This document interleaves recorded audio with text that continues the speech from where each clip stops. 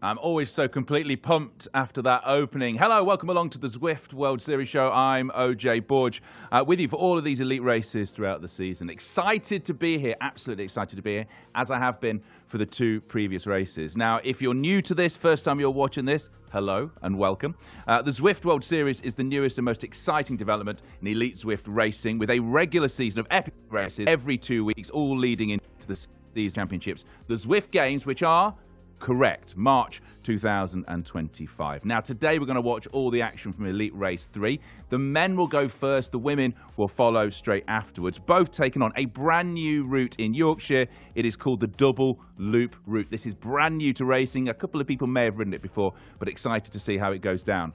Before we go any further, though, I need to bring you up to speed to what this is all about. We shall do that by handing over to our in-house expert, Hannah Walker, to tell you all about this series. Each round of the Zwift World Series kicks off with the Open Qualifiers. These races are open to any Zwifter from any team who has completed the pre-verification process with no field size limits. All Open Qualifiers take place on the same course as the Elite Race, and for Race 3, this is the Yorkshire Double Loop route in Yorkshire. The races will take on a scratch race format, with the qualified riders progressing to the Elite Race in 2 weeks' time. Here they will join Series Pass riders formed of 3 riders from 8 invited teams, who placed the highest in last year's Zwift Grand Prix, and those who earned Series Passes in races 1 and 2. Series Pass riders do not need to go through any Open Qualifiers and can race all Elite races in the Zwift World Series. In the Elite Race, there will be prize money at 2 preems, 1 sprint and 1 KOM, as well as prize money for the top 10 finishers. Riders who represent a team will receive points based on their best performing top 3 riders. Teams can try and boost their chances for this classification by qualifying as many team members as possible through the Open Qualifiers. In the Zwift World Series Elite races, new Series Passes are available for any riders that do not already have them for coming in the top 10 or winning either preem. So any qualifier that performs well in the Elite race can also punch their ticket to the rest of the series. There really is a lot at stake. Let's take a look at the overall series. There are a total of 5 individual races, with 1 race each month between September and January. In addition to the prizes available per race, each event riders will also earn series points that count towards an overall classification. Race 1 happened in September in Richmond on the brand new Richmond Loop Around route. Race 2 was completed in October in Watopia on a never-before-raced peak performance route. Race 3 in November will be in Yorkshire on the brand new Yorkshire Double Loops route. Race 4 in December will be in Macquarie Islands on the brand new Shissa Shakedown route. And wrapping up the series, the final race in January will be the epic Queen Stage, with a finish on top of the radio tower climb in Watopia on the Power to the Tower route. There are also some great series-wide prizes. In the individual classification overall, there will be prize money for the top 10 and prize money overall in the team classification for the top 10 placed teams. And don't forget, the top 50 riders in the individual classification will also receive an invite to race the season-ending championship, the Zwift Games 2025 Elite Races. Thank you, Hannah. It is just a great format which works for the big dogs of Zwift racing and everyone new who's trying to come through. And we've seen so many great new riders as well who are excelling in this format. And to answer your other question, yes, that is Hannah's very posh telephone voice. Now, before we go any further into round 3 of the Zwift World Series, let's recap on where things stand both individually and with the teams. And to do that, let me introduce my friend, your friend to Zwift. It's Nathan. Hey, Nathan, how are you, buddy? Hey, OJ, I'm doing great and really happy to take us through the top 20 of the men's individual classification. Let's take a quick look at that. Well, in the top 10, we've got Ali Jones and Joe Pro tied up, but with the race back, it's going to be Ali taking first right now. Jasper Paradines followed by Johannes Randrup leading. Martin Mertens in 5th. Nicky Hug in 6th is Jeffrey Malore in 7th. Johan Norn in 8th place. Neil Freyt and Adrian Le Griffin, the Le Gryffindor, the new kid on the block, rounding out your top 10. A little bit of a highlight line of Yasin. He's a favorite out there a lot of times. He's going to be looking to get back into that top 10, as well as a good climber for today, Ed Laverick. So, OJ, I mean, this is an interesting situation here with these top 10.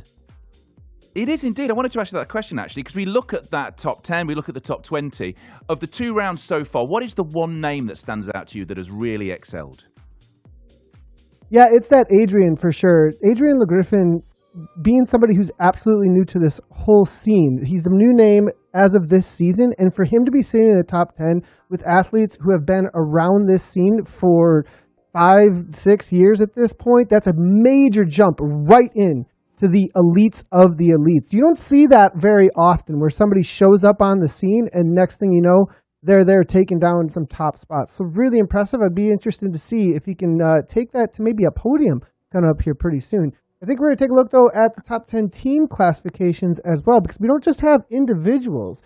Now, this is a battle at the top. Next, esports, presented by Insured, and Avis Synergy is pretty awesome because you can see that big swing between points. They're going to be doing haymakers left and right, I think, for the rest of the series. Restart, presented by Alex Cole, Coalition, Movistar, that's your 3, 4, and 5. And then it's going to be Team Swedish Zwifters in 6, Hexagon, Wahoo Esports, Cryo RDT, and then Beast Mode, presented by Rose. That's your top 10 for the team's classification. Thank you very much, Nathan. I think what's interesting as well is seeing how tight it is at the top. And as we say, we're still only just getting in to round 3. Before we do that, we need to have a look at the open qualifiers that happened 2 weeks ago. And it was crazy racing, as you would expect from Zwift. There was attacks, there was breakaways, there was catches, there was sprints to the finish line. There was absolutely everything that makes this series brilliant. So let's have a look at first the men's and then the women's qualifier highlights.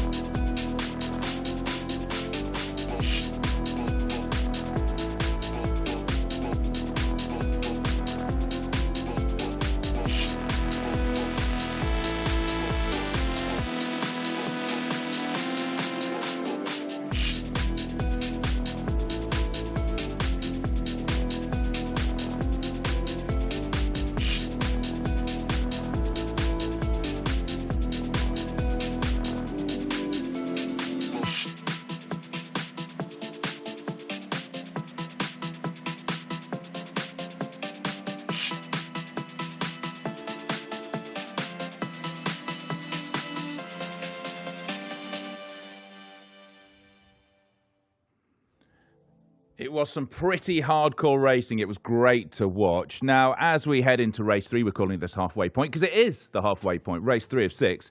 It's the Yorkshire Double Loop route, which has not been raced before, which, Nathan, I know you're very excited about. Talk us through this route. I say route, you say route, and those all-important preem locations. Yeah, this is a really good one and definitely a doozy when we're going to get out on course. Race number 3, it's a scratch race on the Yorkshire Double Loop route. The distance is 29.6 kilometers with an elevation gain of 548 meters. Starting off by turning left out of the pens, the riders will head up the Yorkshire KOM in reverse and onto the reverse large loop back to the starting location. On passing the lap arch, riders will pick up a feather power-up. Riders will continue down to the pump room passing the Zwift draft house and onto the smaller loop around the Duchy Estate in the counterclockwise direction, passing the sprint arch and then heading back towards the lap arch for the second feather power-up. Back on the main loop, riders will need to keep position before hitting the Yorkshire KOM in the forward direction before they finish off on the clockwise race around the Duchy loop and up the Yorkshire KOM in reverse for the second and final time to the finish line. Also on the route, there are 2 preems. One sprint preem at the sprint at 13.5 kilometers into the race, and one climb preem on the Yorkshire KOM at 24.1 kilometers into the race. Additional series passes are awarded to racers who finish in the top 10 or win either of the 2 preems.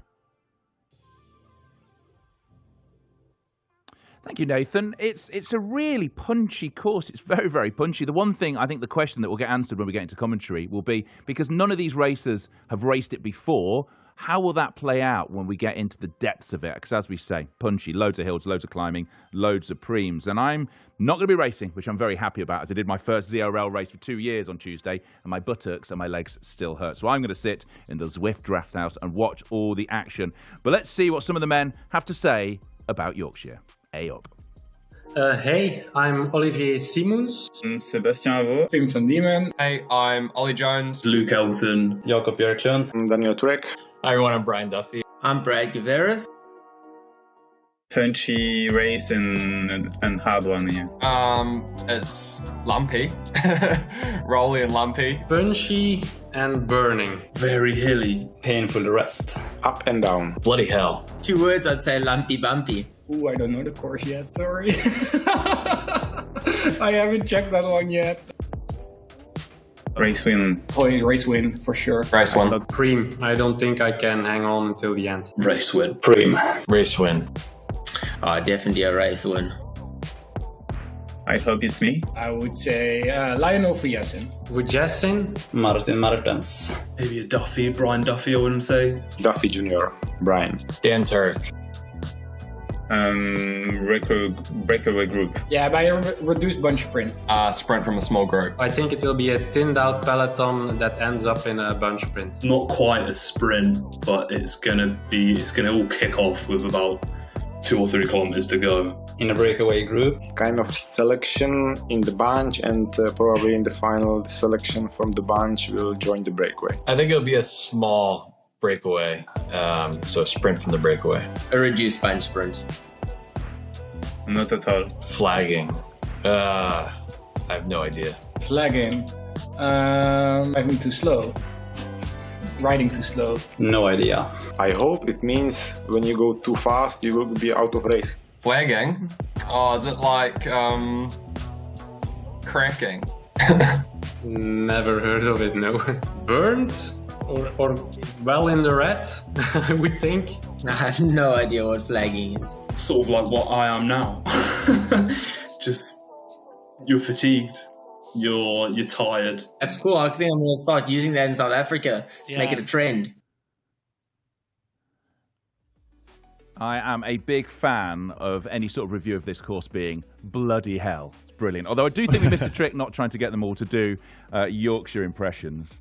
Now, after Elite Race 2, there are now a total of 37 men with Series Passes, which is amazing. It's great, showing you how fierce the racing's been. The Series Passes races are formed of 24 riders from the top 8 teams who placed the highest in last year's Zwift Grand Prix, who we've expected to be here, who have been invited, and 13 riders who earned the Series Passes in Elite Race 1 and 2. As I say, these new races, these new riders are coming through, which is great to see for all of the community. The race is about to start. We're in that nervy moment right now where people are checking everything's buckled up tight. They've got water nearby. So let me introduce our commentary team. Nathan Guerra, we've met already. Alongside him, one of the great voices of bike racing. We love having him here at Zwift, and that is Dave toll. And Dave, a question to you, and I mentioned this before as well. It's a new route, and it's an exciting route. When somebody, a racer, hasn't done it before, and it comes to this race environment, what do you expect to happen? How do they approach it? Because there's no racecraft for this. Not really, not experience. It's a fantastic, and good to see you, OJ. Fantastic question. I would say that it is the full spectrum. Some riders are really into being informed and knowing exactly what's coming, and I think others are more in the mindset of it is what it is, bring it on. Nathan and I have talked for a long time about racers make the race, and I think in the World Series we saw that last week, how the men's and women's races were really different in the way that they played out, and I think that these guys are all prepared for the worst and ultimately hoping for the best. That might be the best way to look at it. Yeah, definitely, Dave. I think that these riders will definitely be thinking a lot about the punchiness of the course as well as the speeds, because there's a lot of free speed on this course in a lot of different sections where you can really take the pack by surprise. I think Pop Bank Hill comes pretty early, and I think that is going to be one of the most crucial sections to get right out on course. Well, we've got 29.6 kilometers to go as they're out on course, and they're going to be doing this reverse KOM. They hit this thing twice, Dave. Once up and over the top here to see where the legs are at, and the final time will be for the finish. So we get to see it twice today, Dave.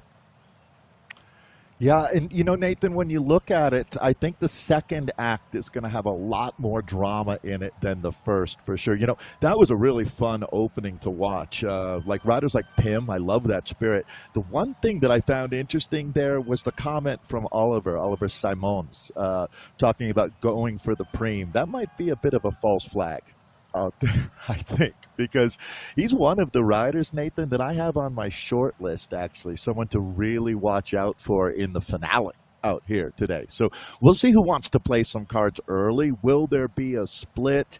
You know, there's some riders in this group, like, you know, that we look at that this is the biggest opportunity that they've had so far in their esports career. Nathan, you know, like, let's talk about Andrew Buffington, right? This is a guy that's been fighting to be in this field, and you just never know how the cookie's going to crumble on a day like today. But right now, pretty tranquilo, as they say. Somebody's going to open the account here, and I think that might be Severa, Nicolo's job.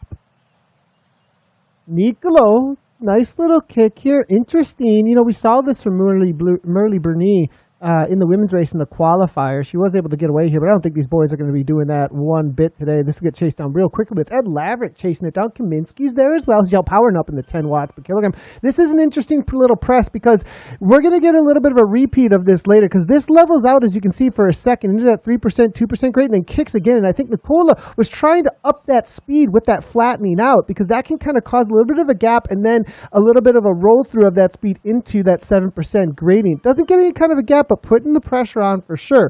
Interesting to see the current series leader, Ollie Jones, sitting about 8th place, just covering. I want to speak to that a little bit. Ollie Jones, I've not seen him on this kind of form for about 3 years, I think. I mean, he's been always a very perennial name, but taking the series lead and being in this kind of position, I haven't seen that from Ollie for quite a while.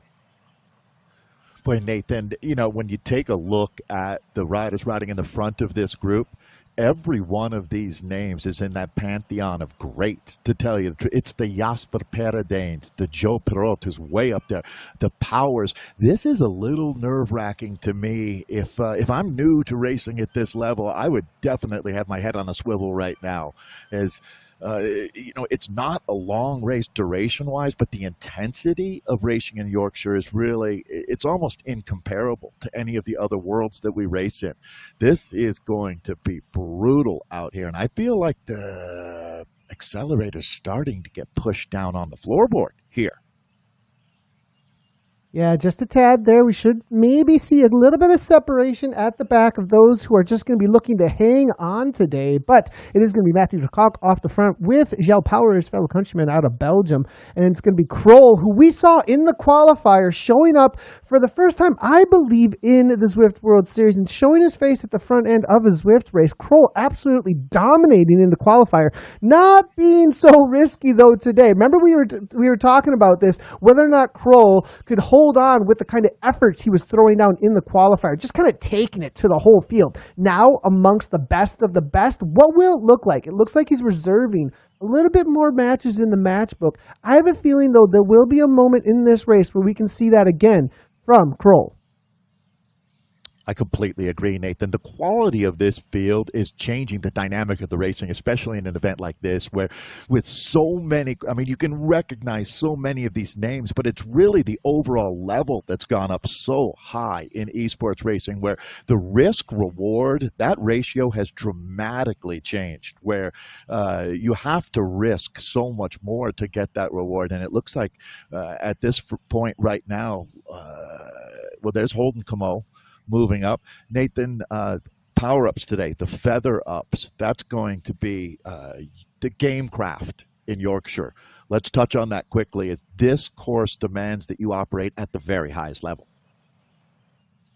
Yeah, definitely. And I think the racecraft here is going to be very, very key when it does come to when to use those power-ups. Now, they do not collect those power-ups until a little bit later on in the race. So they're definitely going to just be going on raw watts up front, especially up over the top of this Pop Bank Hill. Now, nice little climb. Wow, look at Oliver Simons. Now, this is interesting coming from an 8 watts per kilogram. He said that he was not going to maybe be able to hang on. Perhaps he's trying to get away in a breakaway situation early on. And to be doing this before Pop Bank is really interesting, because that is actually the next climb on course that we're looking forward to. And that is going to be one of the most key moments out here today. That will be the first break point as to whether or not anybody can make this group. And the way that that climb comes at you, it's so intense. It's like a minute and a half, 2 minutes or so of everything essentially that you have. And a lot of times you see a major elastic snap actually on that part of course. We've got a riders of 5 now, a little bit of a gap, 2 seconds. Ed Maverick on the front at 5 watts per kilogram. They might want to continue on with this one. Yeah, some big names. So Olivier lights the fuse, and look who wants to roll with him. So this is going to be Planthero, Laverick, Barry, and Power. That is a really interesting group. And who's going to be coming up? And yeah, that's going to get a huge reaction from the peloton here. It's a big, big moment here. Very, very early in the race. Olivier, though, living up to what he was talking about in the pre-race interviews, is certainly animating and dictating things out here right now. But you can see the response was dramatic. There's Buffington, talked about him moving up in there. There was nobody happier to be in this field than Andrew Buffington. He raced in that qualifier 2 weeks ago, Nathan. Ended up, there were 14 riders that transferred from the quali into the main event here today. He was 15th spot, Nathan. We actually joked about it during the broadcast, and that, you know, I don't know if that's such a joke, to tell you the truth, but just recognizing the significance of 15th place. And Buffington was able to find a spot into this final as another rider had to scratch. And that was something that a lot of joy there. Let's see what he can do with that, trying to parlay it into something bigger. We talk about how the opportunity is so huge for at least half of this field, Nathan, is looking to wet their beak in a Zwift World Series podium pool. This section, of course, is absolutely crucial, because the roll through, I always talk about that. I know I say it a lot, but it is one of the biggest tactics when it comes to Zwift racing. There's a little bit of a downhill here that you can get so much free speed in a large pack like this. And the timing on this, I saw James Barnes in the qualifier absolutely perfectly time it free, like 20 meters on the pack. You can see right here, it's a negative 5% downhill, and then it's a little bit of a bump, and then it comes back down into a 2% or so gradient, but there's a massive amount of speed. And right here, before you even hit the uphill, there's a lot of punch you can do for some free speed, and I have a feeling we're going to see a little bit of a gap. And there it is, that little bit of a gap from Planthero. That was from hitting that perfectly. Now 13 watts per kilogram. Michael Planthero, Lionel Viasen, they knew exactly what they're up to here, Dave. They want this to split. Yeah, when you talk about Zwiftcraft, you're talking about a couple of wizards in the esports world right there. This is going to do some damage. Guys sitting at the back of this group holding on by a thread are going to lose grip. Monster move. Lionel Viasen, Kjell Power, Ricardo Panizza, Kaminsky, Joe Choidak getting up there, Jasper Peredains. Nathan, it's not the front, it's the back of the race right now that my heart goes out to here.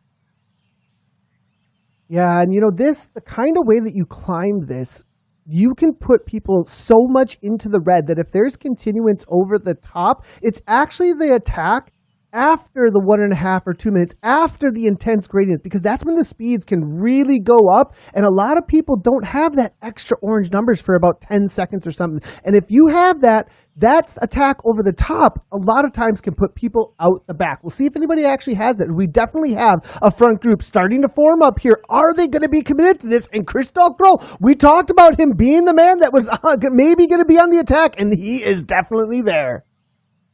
Yeah, well, he has hit out with authority. Nathan, last week it was, when you talk about the Galacticos, or excuse me, last month as we go back to round 2, it was a 10-rider group that really established itself and wrote the story for the back end of that bike race. Something very similar is happening right now. And I'm going to guess that there would be a lot of names from last week that, well, are there? Not really, actually. It's kind of a new mix of riders. What a dynamic moment here in Zwift World Series. They've got 4 seconds, 3 seconds now at this point. Lionel Vyasen maybe not quite making it. Vyasen, and I believe that's going to be Thrall. That's going to change up everything here. The motivation up front needs to really be there for the chase, but plenty of firepower behind to bring this back. The whole pack says, no, we cannot let Kaminsky, we cannot let Christoph Kroll or Joe Chudik go away like this. Our race is over at this point if we let this go. Tons of motivation, and it looks like nobody's really looking around going, I'm not going to do the work. All willing to do the work, and it's all going to come back together. Now, this second climb, because really, Dave, this entire section of course right here, it's pop bank into a little bit of maybe reprieve, followed by another 30-second to 1 minute climb into a downhill. So really, this whole section is its own solid interval where you have an opportunity to make things hurt. Nathan, in your expert opinion, there's some great worlds, I think, of Richmond, but as far as under 30 kilometers of racing, I don't know that you can find more intensity per kilometer out here than what you've got in Yorkshire. What are your thoughts on that? 100%. This is one of my favorite courses, actually, to be honest, when it comes to just making things really, really difficult for everybody else if you want to. Coming from the mountain bike world, right, this one's after my own heart, really, because it's just like you can just give it when you really want to and put everybody on the back foot. As you see, Severa, Nicola, he loves this kind of race. He does this all the time. He's a breakaway specialist. We see him do it time and again, and there he goes. And David, Ryder, you were talking about Jonathan Orr is involved at the front. Yeah, this might be one of your breakthrough riders, without a doubt, coming out of North America. This is our breakthrough rider of the year, and there is Orr up in the mix.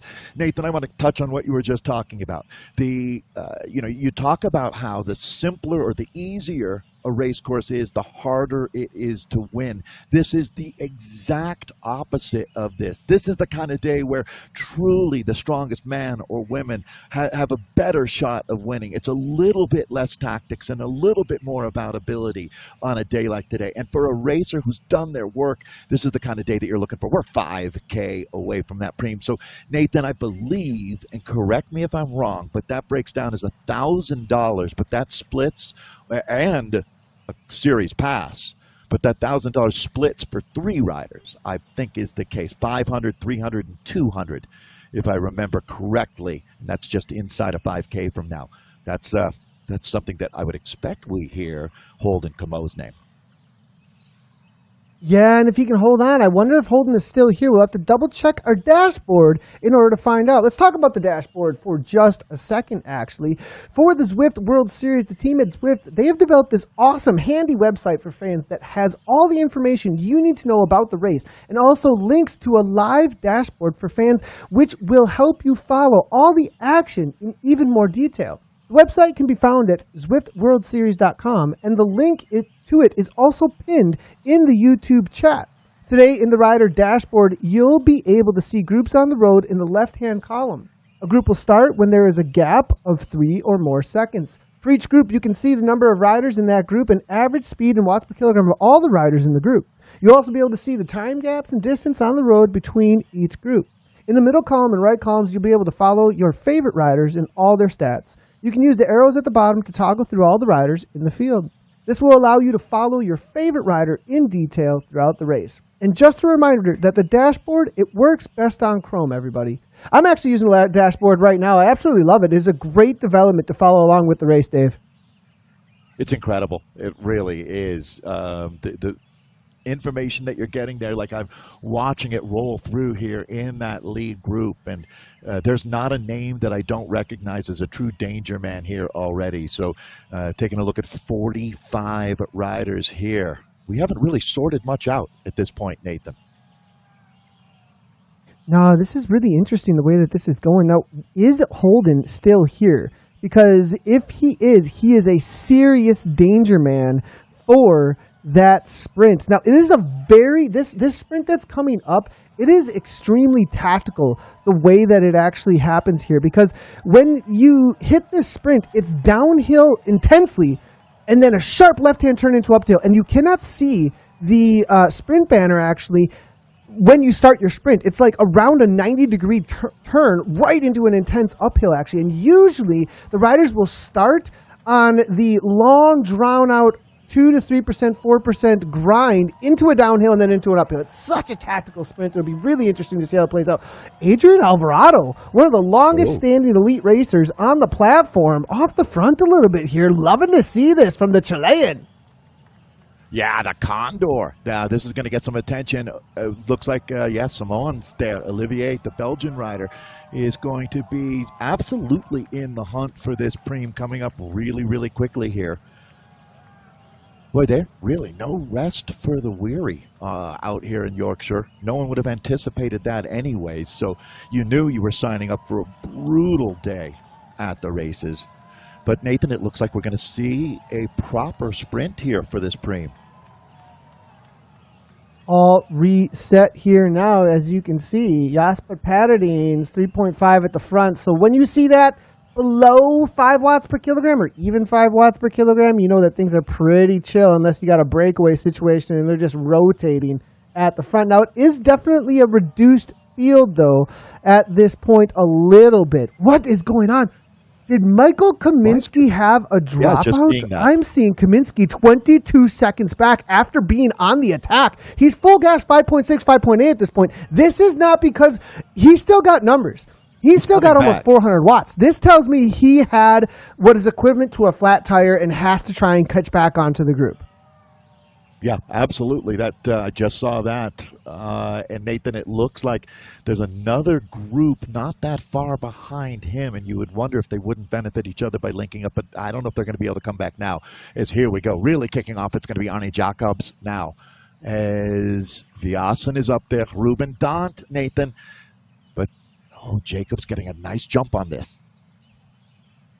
Yeah, look at this. They're 57 kilometers per hour, absolutely flying at only 3% gradient, negative 3% gradient. Now, this is the steady grind I was talking about, 5%. You can get a lot of draft here at this point. But Arnie Jacobs, he's trying to go early. This is a very dangerous gamble because everybody behind at this point is beginning a really good draft. But because there is a steady grind on a little bit of an uphill into the sprint, he may be able to get a gap where they all kind of look at each other for the sprint. But I have a feeling, Dave, that this might end up shooting himself in the foot with such an insane dangling off the front here rather than reserving for a sprint.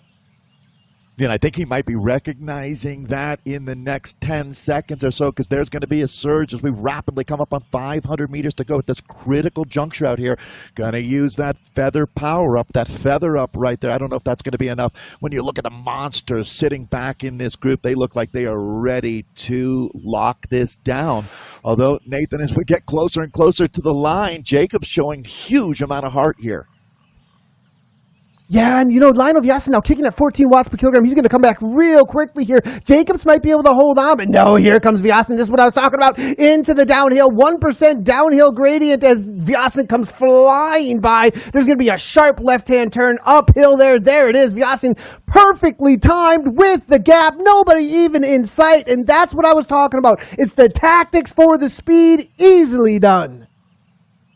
So he's not going to be worried about picking up that season pass as he's already got one in his jersey pocket. Nathan, what happens now? This is going to be really interesting. What do you do with what you've got in hand here? As Joe Choidek, Yonsei Honda, the Japanese rider, is there Ricardo Panizza trying to get up to this 3-rider group? I mean, I would think it comes back together, but does it? Perhaps it's an insane sprint. I mean, you saw the way that they all went uphill at 5 to 6 to 7, then a 14 watt per kilogram over the top of all of that. Now here we go. The counterattack is definitely going to be something to watch out for. And is that Ricardo Panizza going over the top? No, just making contact here now at this point. 2, 3 seconds back. I mean, Dave, after everything we've seen so far, with so much climbing, so much punches, then a punch into that, it's so relentless. We might just see splits start happening left, right, and center. Jonathan Orr now says, look, everybody's tired. I'm going over the top. I'm not going to challenge that sprint. I'm going to wait for them to stop their speed and go right over the top of them. That's perfectly timed here for Orr. Yeah, so he drops down to 0. Super tucking. He's Nathan, just super tucking. Yeah, he's just super tucking. Make your name. This is how you make your name in this sport. Showing some great Zwift craft there. That gap is almost out to 3 seconds right now. So Jonathan Orr has arrived in the big leagues here at the Zwift World Series. Nathan, you know, when you look at the fact that there's a lot of guys here who are scraping the bottom of the wattage barrel, that is when you can make a difference in the race. And that's exactly what Jonathan Orr is doing. Pim van Diemen moving up. Ruben Dant is there. So some of the heavy hitters responding. Let's see how they share the load. But Jonathan Orr making a bit of a statement right now. Very nicely done. The timing on that was absolutely perfect. Now he just has to carry the speed up over the top of this. A little bit of a bump into the next feather power-up that he will be collecting as they come through this lap banner. He's got 5 seconds. And here's the reality of this situation. The reason why you want to go when he went is because everyone's going to sit up after the sprint. He gets a ton of free speed on that downhill that we saw. He was able to get up to speed, then completely rest at 0 watts per kilogram, kick again into this lap banner, and now he's got a steady flat into a steady climb. And because of that steady climb, it causes a lot of infighting within the pack because people are like, look, everybody can kind of draft on me on a 3 to 5% gradient. I don't want to do the work. And Jonathan's free to do his own thing off the front if they all start looking at each other. This is a perfect time for him to take this 3 to 5 seconds, and now it's out to 10. He can continue this, but if he doesn't gain 20 seconds or more over the top of this nice drawn-out climb, the 2 downhills, the downhill after this climb and then the one on Pop Bank, it will bring back a massive amount of time. So he has to fully commit now and get 20 to 30 seconds, in my opinion. Well, Nathan, that's really well said. And I would have to say that bike racing, well, you only get really one opportunity at this level to do what Jonathan Orr is doing because you're relying a little bit on them, first off, not quite respecting your ability enough. There's got to be that element that comes into it because if this was Lionel Viasen, they probably don't let him roll. As you know, but now Jonathan Orr, there's a lot of riders here who aren't super familiar with his ability. He's a little bit of an unknown, so he gets that advantage right now. Now, if he ultimately puts a special ride together, this will be the one and only time that he gets this opportunity. So you got to make the most of this as your debut performance at the front end of a bike race like this. It looks like they are not going to play around that much. It went out to 15 seconds here, and there's one of the more dominant riders in the Zwift World Series, Michael Plantereau. Here, the Frenchman who's going to be one of the first to respond. Power is up there to Cook as well. Kroll, who might be rider to watch, and ultimately out here today. So, Nathan, they aren't going to play around that much. 15 seconds seems to be where they're going to lock down the amount of leash that they're going to give. Jonathan Orr, though, making a statement here today. Definitely is, and at 15 seconds he's holding, which is interesting to see. And you know, they're giving there's that initial kick of a chase, and then there's whether or not they're going to continue, right? They kicked real hard in the 7-8 watts per kilogram to see if they could get a gap, and now they're settling into about 5 watts per kilogram, maybe back up to 6, but Orr is actually outpacing them on the watts per kilogram. That initial speed pickup was there, but Pim van Dien says, okay, I'll go ahead and do some work. So it looks like the teams now are getting together, and because Gel Power and Pim van Dien are on the same team, this is definitely a DS call. Chase that down. It's all Movistar at the front. Nathan, and they have been, you know, when you talk about Avis synergy, you know, having 2 riders sitting up in the top 3 really puts you in a command position, and they're the one team that everybody else will be looking to take responsibility, right? This is their problem right now, I would say, more than anyone else's in particular. Things will change dramatically in this Machiavellian chess match that we've got going on, but I think this would, Nathan, be a perfect example of how the dynamics in an esports race are not that dissimilar to what you see in any in real life race. These are really straight ahead tactics that we're looking at, and Jonathan Orr is trying to find that seam out here where the teams start looking at each other, individual riders start looking at each other.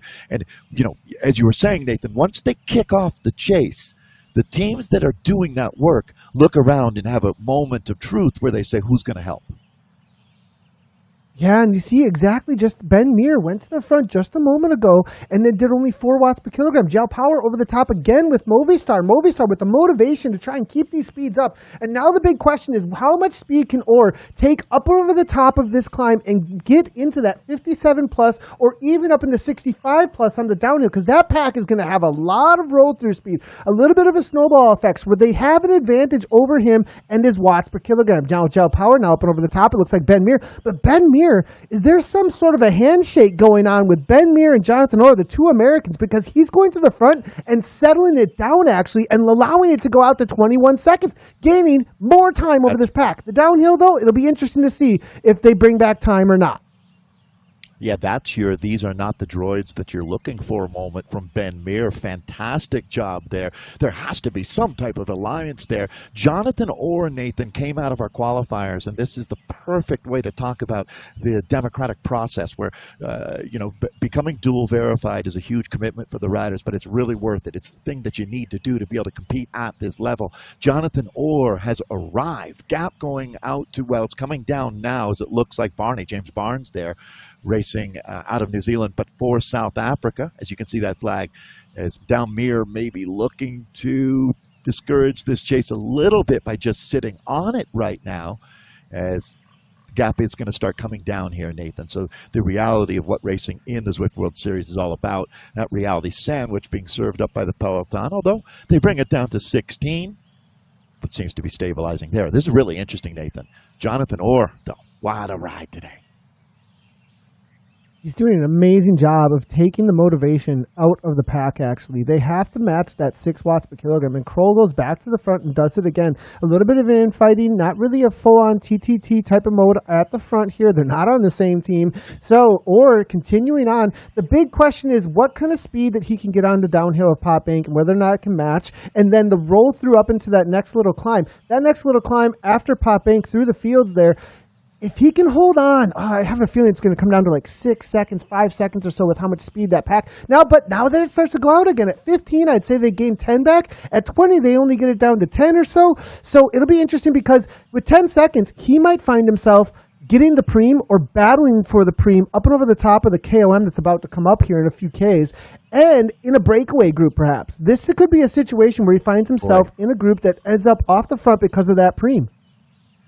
Well, and Nathan, that preem comes with one huge Willy Wonka-sized golden ticket that will get him into the next 2 rounds. This is round 3 of the Zwift World Series. Jonathan Orr, I mentioned he was a qualifier 8th. He wouldn't have to do that next week if he can get to that KOM preem first. There's some cash that comes along with that. That certainly would help pad his pockets a little bit, a little walking around money, but it would certainly be the one rider because Lionel Viasen, Nathan, didn't need that series pass. He's been part of the Zwift World Series since the get-go. But one guy that could really use that would be Jonathan Orr. I think that would motivate him even more. Out to 21 seconds now. Now, the big question... Now, the way that this Pop Bank descent also works as far as other riders that are in this pack, the way that they're going to be thinking about this if they want to use it to their advantage, they're thinking to sit at the back of the pack or around the middle of the pack as they get into those 20% plus gradients and downhill up into like 80 kilometers per hour, some of them, and they're going to wait until everybody else slows down as it levels out and launch with free speed out ahead of them to get across, perhaps. It's a great launch pad, actually, to go across to Jonathan Orr on this next little uphill after this descent. We'll see if anybody actually tries to use that tactic here in just a moment. I don't know it's going to be enough. Nathan, he is on a very special day. Riding with the Primor RWB, that's Racers Without Borders, a team that we've really appreciated. Nathan, now here we go. So Jacobs, it's gone out to, I think the high water mark's going to hit at about 25 seconds now. I think Orr's got a better than good chance to hold on.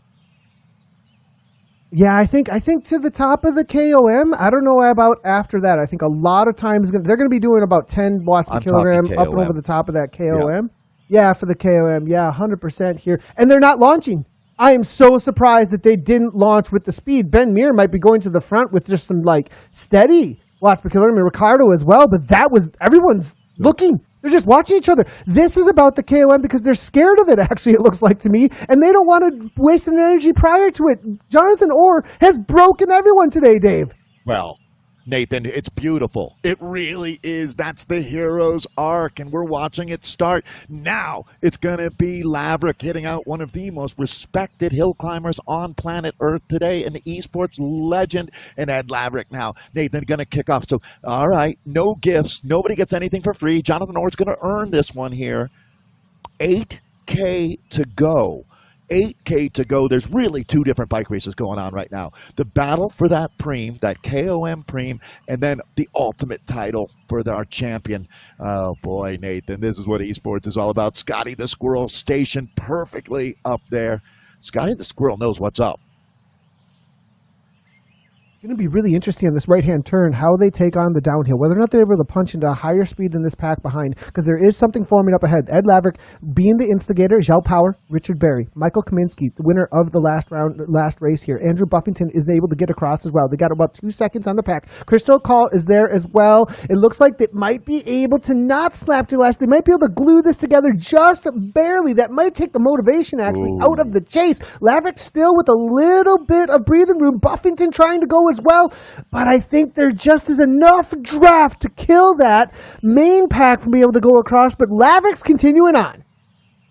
Yeah, I mean, the legs are going to be Throw in the bottle. screaming Throw in the right bottle. now.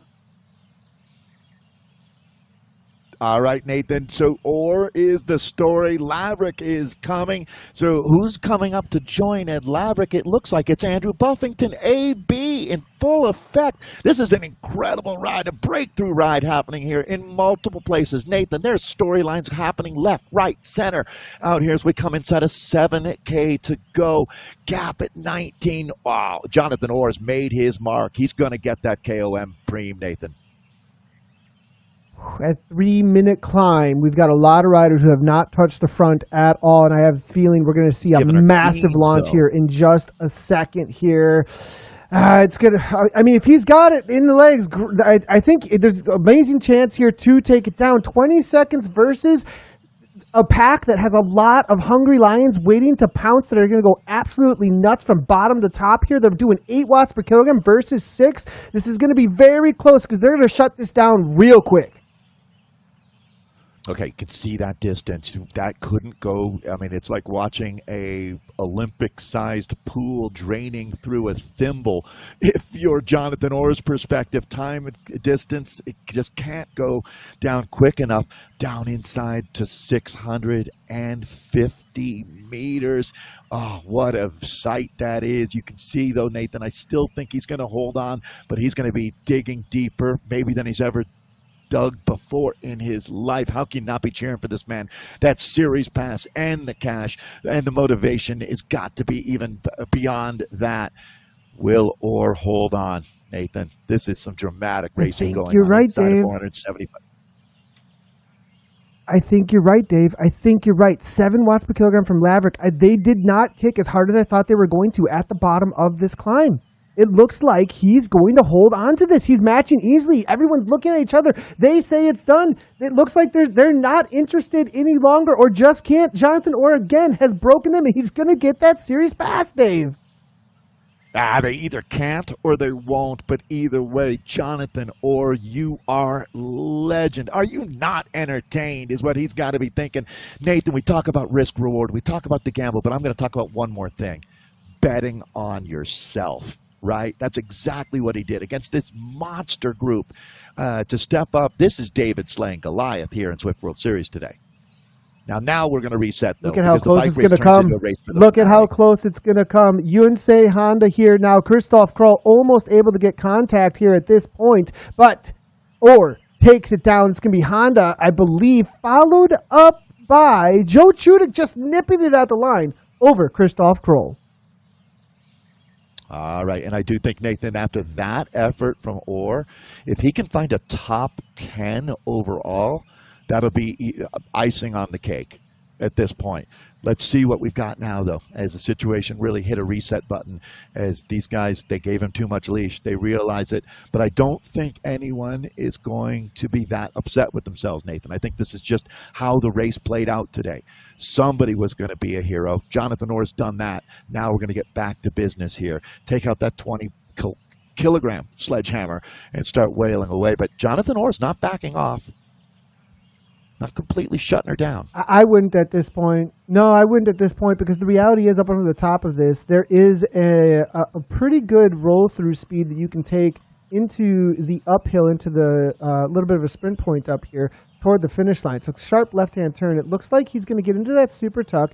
We'll see if he tries to carry on. I think this pack's going to be pretty motivated. They're going to have a lot of speed on the downhill. There's a long, steady grind. You might be able to see a breakaway crew, but with how many people are here, it's going to be very difficult to get away on this uphill.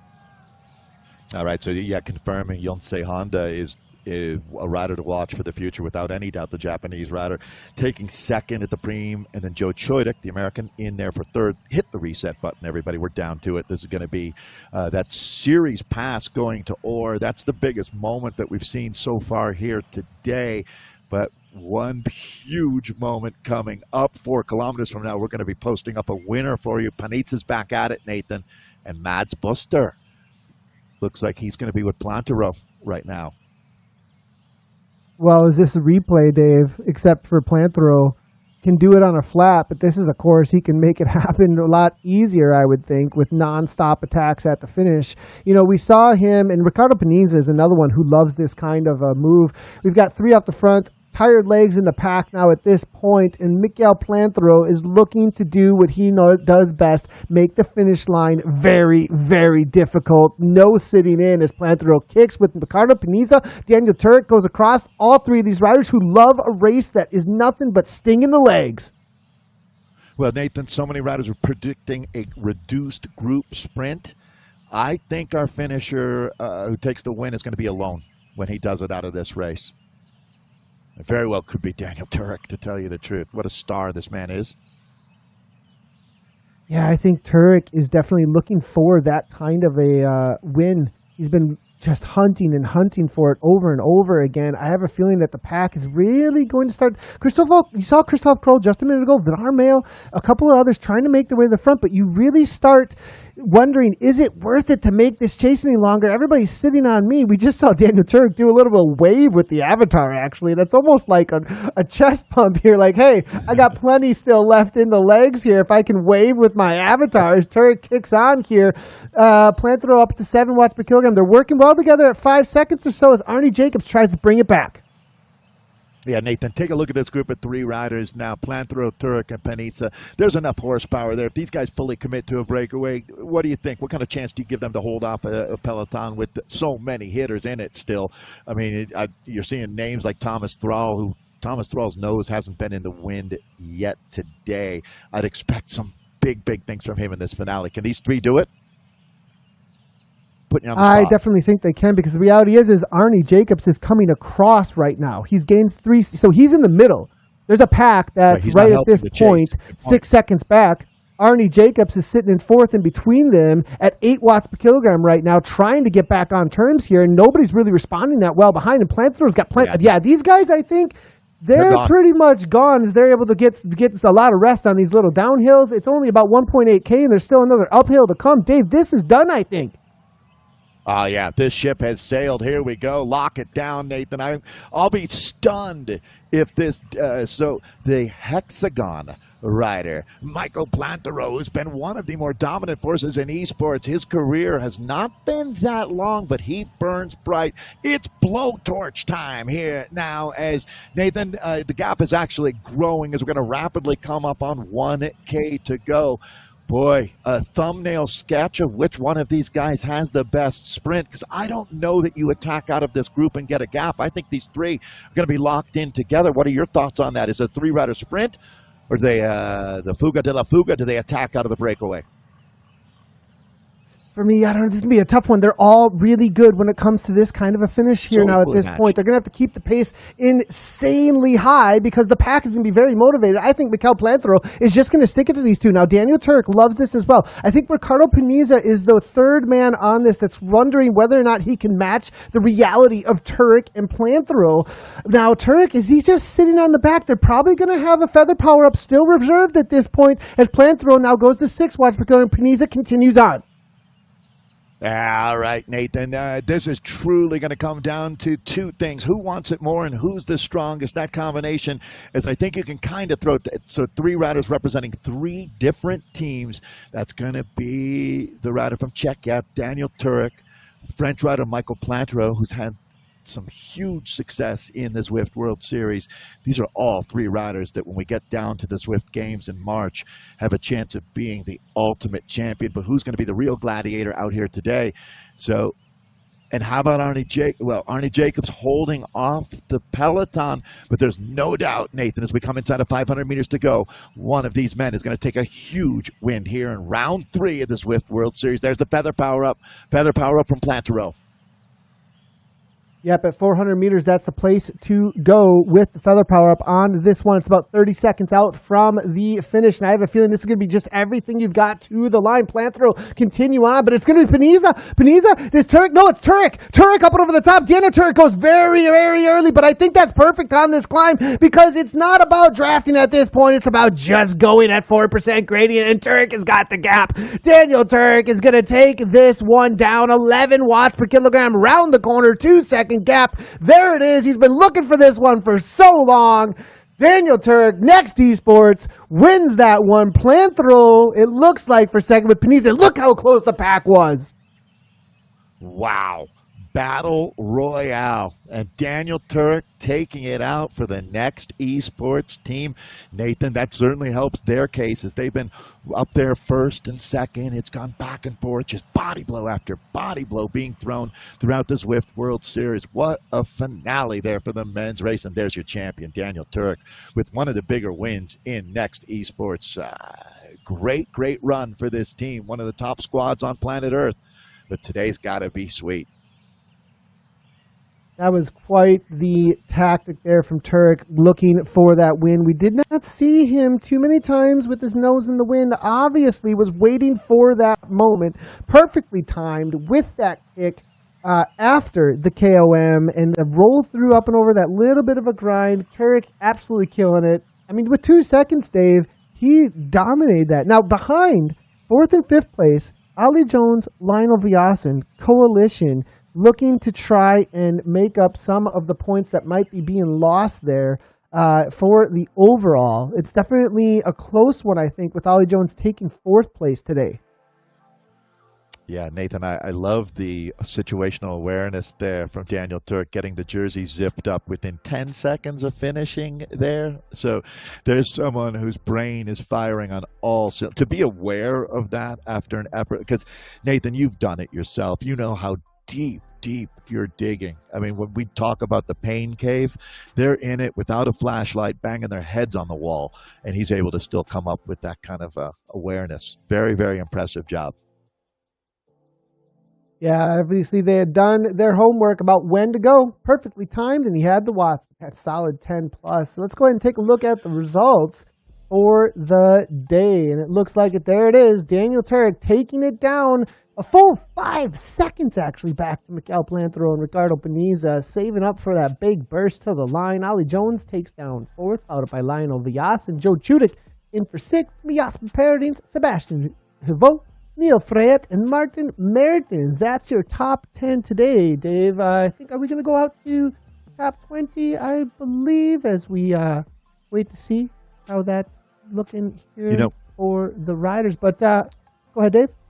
Let me shout out Jonathan Orr as well. Actually, here we go. As there you're going to see the Norwegian Vidar Mel finding 11th, Nicky Hook for 12th, Shell Power in for 13th, Stefan Kirkmeyer 14th today, Thomas Thrall in for 15th, Adrian LeGriffin 16th, Joe Perot 17th, Mads Buster for 18th, Nicholas Hammond 19th, and Johan Noren rounds out our top 20.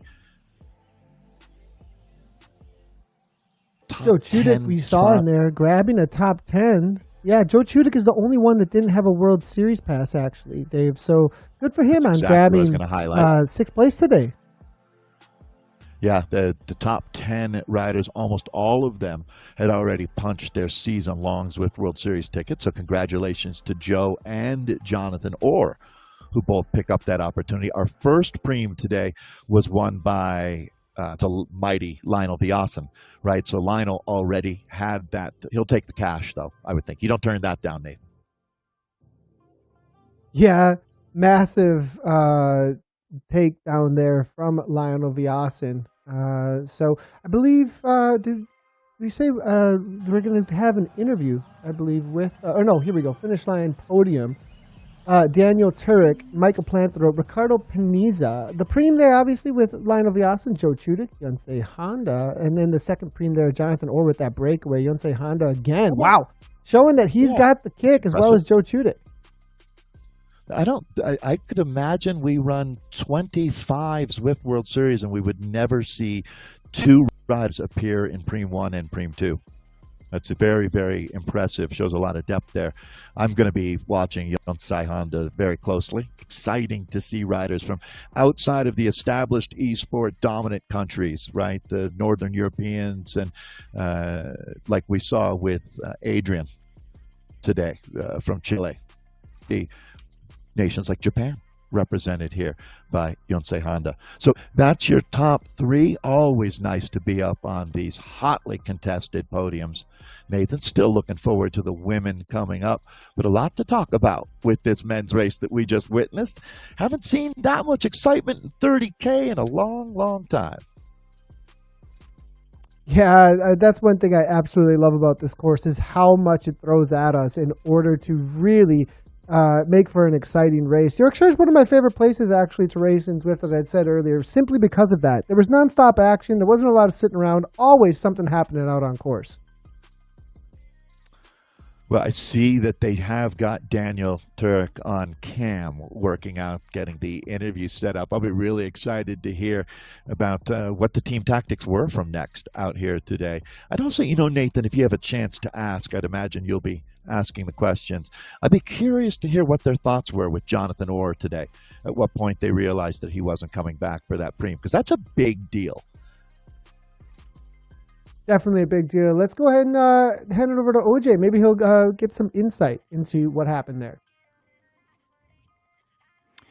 Well, I shall definitely attempt to. Thank you so much. Fabulous race as always. It was action. As we say, those short races are just full on all the time. And joining us, and we do have to say as well, to have the presence of mind to do your top up after that amazing sprint at the end, Daniel.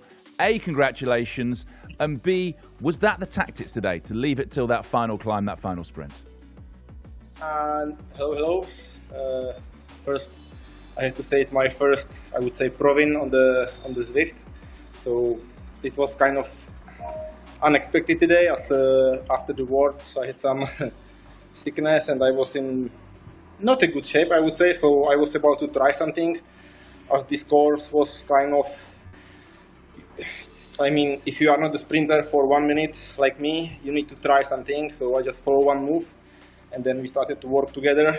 And then, yeah, as you asked in the final, I was thinking that the guys will go a bit faster. So, you know, like in the real life, you can see how the riders are moving on the bike and how their face looks like. And on 300 meters, I just gave it a try. I punch all out. And somehow I couldn't believe it. But yeah, it is there. So it's a kind of a life experience. Well, it's not just a life experience, it's a fantastic win, as you say, that first pro win in the Zwift ranks. And I have to say, the emotions we saw you show at the end when you crossed the line, the big fist pump and the rest of it, when you went with 300 meters to go, what point did you realize this is a done deal, I've got this? Like 150 to go, because I saw that I have a 1 second gap, and also on the minimap I saw some small gap, and also my wife, she was next to me, she started to scream a bit. So from this moment, it was pretty interesting. I love that. I love the fact you had like a one-person supporters team next to you who was excited to keep you going as well. Just a question that came from Dave Toll, actually, about Jonathan Orr. We saw him go for that second preem. He got that gap at the front. What were the team tactics? Were you intending to hunt him down or happy for him to have that second preem? For us, I mean, it was good that somebody goes, and it was kind of to let it go, and also, you know, it's good that somebody had a chance to shine and maybe take the premium, which personally for me it's always good, because if somebody do effort like that, he deserves some broadcast and some premium points. So that's kind of a thing which I always did on the road cycling. Well, I think it's a fabulous thing to do as well, but there was no call from within the team to try and hunt him down and get one of the other riders over that second preem? We went more for the team classification, and then like with the one guy, it was not a big danger. Still with the peloton, I mean, in the last kilometers when the peloton will start to go super fast, then the time goes down quite quickly, as you were able to see. But also it will be completely different tactic if there is like 5 guys, then it will be then it will be massacre. And just a word about the route as well. It was short, it was fast, it was furious, it was punchy, as we spoke about in the introduction. Had you ridden it before? Did you manage to get a chance to ride that route before, or was it all brand new for you and you just took what came? I did a recon yesterday and today, as you can basically set up yourself for any work. So I check it 2 or 3 times. But also I know it from the past, so it's definitely a course which I know a bit. So yeah, it was quite punchy, and I would say, sorry, I wouldn't expect that it's good for me, but that's the beauty of cycling, that sometimes when you play the cards well, you can even win when you have a bad day, or like, not the best day. Because definitely there were some guys who were way stronger. Yeah. Wow, yeah, but you still were the first person over the line at the end. So congratulations to you, Daniel. A fabulous win in this third race here in the Zwift World Series. Thank you so much, buddy. Congratulations. Thank you. Bye-bye. Daniel Turek then, who took the win in that, our first race today. Remember, we've got the women's race on the way in a few minutes' time. They're just starting to get themselves ready. We'll, of course, check in with that and see where that stood after round 2. Now, though, let's just have a quick chat with Nathan and Dave as well, just about that race. And I guess, Dave, the question that I asked on your behalf there was about the team tactics watching Jonathan Orr go off, because it was a fabulous ride from Jonathan Orr. I think both of you said at the time, oh, he'll get hunted down, it's fine. But they let him go. Do you think that was intentional, as Daniel said, or do you think it was the fact that he was just too strong? You know, Nate, I think Nathan would agree, and we've seen it in the past where, OJ, I love the saying that luck is when preparation meets opportunity. Right? Daniel Turek, I think he really hit it right. Any racer out there likes to see other guys, you know who's doing the work. You know what it takes to be there. And so when you see someone who's done that work have a chance to shine, even if they're not on your team or from your country or whatever your connection may be, that's human nature, to like to see that payoff. Good things happening to good people. That's the moment. It makes me so happy to be involved in sports that have these moments, because that's what makes it sticky. That's what keeps you coming back. To see people getting their payoff, right, Nathan? When it hits all cherries every now and then. And I would say that was all cherries there for Jonathan Orr today, for sure. Yeah, all cherries for Jonathan. All cherries for Jonathan for sure. But no, the question is, do you think that was a gift, or do you think he won that on his own merit? Yeah, that's a great question. Not a gift at all. That was a guy who recognized the risk reward, played his cards right, and won. So no gift. Yeah.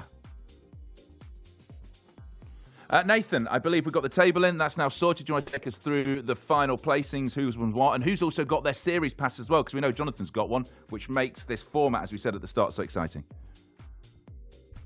Ollie Jones getting a big gap with that 4th place. Well done by Ollie to really solidify himself at the top there. It's going to be hard to chase him down. Now, the tie there between Jasper Paradines and Joe Perot for 2nd and 3rd place right now. It's going to be Martin Meritons for 4th. Ricardo Peniza with a solid result out here. Bumps up into 5th place. Nicky Huggins 6th. Neil Frayette. Lionel Viasim was out in 15th. Goes up to 8th place. It's going to be Adrian Le Griffin now bumping from 10th to 9th. Johan Norn, he drops down to 10th place. And then it's going to be Richard Berry in 11th. Ed Laverick drops down to 20th, as we can see. And Yonsei Honda here still involved in that top 20 as some riders to shout out there. Dave, interesting to see how things are mixing up a little bit in that top 20 now. But Ali, solid ride. Yeah, you know what's interesting to me as well, Nathan, is the long-time discussion, is this an individual sport or a team sport? And I think the answer now is yes. It is. It's both. You know, ultimately, you're racing with your own ability to get your result, and in some cases, there's a combined synergy, well, pun intended, out there that certainly makes the racing even more fun. That's maybe not a bad way to look at it. You know, you can go out there and do your best and see what kind of result you can get, and then the next level is going to be doing it with others to see how far you can go as a team. And that's exactly what we've been witnessing here in the Zwift World Series, is that, you know, we're firing on so many cylinders out here. And that men's race, honestly, Nathan, one of the better races that we've seen this calendar year here, coming late in November. But really from tip to tail, whether it was the Jonathan Orr escapades through the middle part of the race, or that finale 3-rider group goes away, I didn't hear one rider predict that it would be that final scenario. Unpredictable bike racing with exciting winners from around the globe. That's the recipe for success. One thing about the question that OJ asked as well, whether or not it was a gift. Definitely I don't think it was a gift, but at the same time, the way that it was playing out in front of him, Next knew that this was going to come back together. You see how they were like, we're more focused on the team and the win at the end. So it was kind of like, we'll let that go. And it's like sacrificing your horse or sacrificing your bishop, because you know the end game is a checkmate. And I think that's exactly how Next was trying to play that. Well, Orr is out there getting the pieces he wants for what, you know, he wants to get his qualification. He wants the preem. He's sacrificing. It looks like he had planned specifically for that moment. I don't think that was random. Well, Nathan, there's another thing that I've seen throughout all my time in bike racing, is that it is much easier, and it happens so often, that you can make other riders not win much easier than it is to help let another rider win, right? And a lot of that comes back to karma and just cosmically how you race. Because if you have a lot of people in the peloton that don't like your style, you get chased back a lot more than the James Barnes, for example. Those that are a little bit at another level as far as how they operate as a human being. And for someone like, I don't want to put too much into that, but for Jonathan Orr today, part of his success was he hasn't built up a field of enemies either. A good point, actually. Maybe not on the radar, but definitely is now for these teams. Speaking of teams, let's go ahead and head over to OJ for more about the team's classification. Well, let's do exactly that then, because obviously, as you were saying just then, it is all down to the teams as well, and that's how Next rode it. And we can see, actually, Nathan, do you want to take us through this? You know these teams way better than I do, because Next rode it as a team, and they've extended their gap at the top, and I think they were looking for that today. Yeah, Next presented by Insured. They've got that 200 points today and get a little bit of a gap. It was way closer. I think it was like 7 or 8 points before this round, so nicely done on the team competition. Abus Synergy, they're getting closed down a little. Well, actually, they extend themselves a little bit by only 1 point, but Coalition keeping it consistent there in third with 178 today. It's going to be Movistar E-Team, also very consistent today. We saw them on the front a ton, but weren't able to close that gap down too much. It's going to be fourth for them. Hexagon in fifth right now. Restart presented by Alex Cohen, sixth. Team Swedish Zwifters got 7th, Wahoo Esports 8th, Coyote T 9th, and Team Castelli presented by Elite. They're in 10th place. So, well, Dave, as far as team competition goes, Next, they're doing what we've seen this for years now at this point. They seem to be one of the most tactically organized teams in the world, and the depth, it really pays off. Yeah, I don't know if Greg Abbott was directing. I would imagine he was today. And one of the things I've loved about this team is they've been able to keep it classy, but stay hungry. at the same time. And that is really, really tricky to do, right? Sort of like that, the indie band dilemma. How do you stay authentic? And Next has really stayed authentic to what their team ethos is all about, having fun with the racing, but remaining at the very, very front end of every battle that they're in. And that was a great example of how, we're seeing new names getting wins. Daniel Turek, I'm surprised that he's never won at this level before. So for him to break through was huge out here, and just another cherry on top of the cake for them. As you noted, Nathan, now they're starting to grow out that lead in the season battle. Yeah, 100%. Well, let's head back over to OJ as we transition into our women's coverage. Thank you so much, Nathan. Thank you very much to Dave. I'll be back in a second to take us through that women's race. Same course, and if anything was like the last race out, the men had this amazing, amazing race, and the women, it was as good, if not better. We're about to see that in a second. So let's actually take a look at the classifications so far after 2 rounds of the women's elite race on this Yorkshire Double Loop. And Nathan can take us through it, and we can see at the top, it's so tight, Nathan, it's a draw. Yeah, it's really tight. This is great to see, actually, because this is the Zwift Games from this past year, going on again now in the ZWS. There's a familiar name to me, Gabby Guerra at the top, followed up by Catherine Fairtide. And then it's going to be Kristen Kolchinski in 3rd place, Mika Soderstrom in 4th, Ariel Verhaeren coming off a solid crit racing in real life. Great to see her back, and I think she's really going to be one to be watching out for. Cecilia Hansen in 6th, Lisa Hermanson 7th, Maria Holdcroft in 8th, and Nevin followed up by Liz Van Howling. A couple of shout outs outside of the top 10. I think Christine Schneider, a name to be watching out for as she starts to jump into this top level of elite racing for sure. Absolutely love to see what Christine's been up to. Dave, the women's race, I think it's going to be a little bit different than the men's race, though. I have a feeling we might see some more separation in that large pack.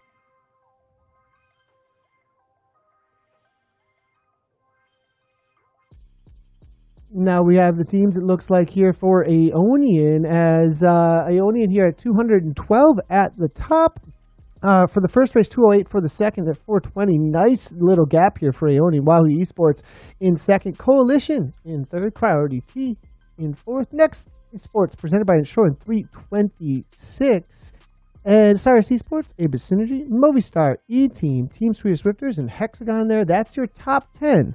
For the teams, as we are looking forward to an intense race just about to happen here, as I believe we're going to be taking a look at some highlights from the women. OJ, take it away. We're absolutely going to do that because it's tight at the top of the individual, it's tight at the top of the team, and we're looking forward to this race, and we know we're getting close to starting. After Elite Race 2, there are now a total of 30 women with series passes. These series pass races form 24 riders from the top 8 teams who placed the highest in last year's Zwift Grand Prix. 6 riders have earned series passes in Elite Race 1 and 2. So let's see what some of these series pass riders have to say about today's new route. Hi, my name is Hayley Simmons. Cecilia Hansen. I'm Gabriella Guerra. Jenny Ek. My name is Kristen Kolchinski. I'm Lucy Harris. Megan Raswell. I'm Lou Bates. Yeah, really punchy. That course looks really aggressive. Punchy. Very punchy and interesting. Painful. Probably painful. In a good way. Punchy. I would say quite challenging, very punchy. Traditional and attritional. That race, Preem. Always a race win. Always going for the race win. Race win. Always the race win. I think Preem. Both. I think it's gonna be a sprinter. Katrin Führer. Emily, my teammate. Oh, hard to look past Lou Bates, to be honest. Tricky. I'm gonna go for Mika Soderstrom. Mika could be really good at that. I reckon Mika Soderstrom, I think will do well on that. I'm biased, but I think Jackie Garby. Big group, I believe. Bunch sprints. A group breakaway. Probably a late kick from a smaller bunch. Maybe be a breakaway group. I think somebody's going to win from a reduced bunch. I think there'll probably only be a handful of people left at the line, and someone's going to just win the kick. Small group. Flagon? No, I don't know what flagon means. I have no idea what that means. No, actually, I don't. Getting tired? Everyone knows what that means. Yeah, getting a bit tired, feeling it. that you're really starting to struggle and clinging on? Shout out to the Brits knowing what the word flagging means. I honestly thought that was one of those. Honestly, thought that was one of those words which was international, but obviously not. Now, as on all elite races, any riders who finish in the top 10 at the finish line will either win one of the sprints of the Climb Preems or earn themselves a series pass and entry to the remaining elite races. And as we've seen, that totally frees them up to race differently, because before that, they might just be looking to try and hit those Preems. The second act is ready to go. Nathan Guerra, Dave Toll. Nathan, I think just a quick question to you to start this off, and that question is, what sort of fireworks do you think we'll see here? Will it be straight from the gun, or do you think it'll be more attritional? I have a feeling it's going to be all about that pop bank. I think is going to be the first place we see something. It'll be hard up over the top of the first KOM, but I really think they're going to be looking toward that pop bank climb, and then all the questions will be answered at that point about how you're going to race the rest of the race, I think. And from that point forward, it's essentially the gloves come off across the board.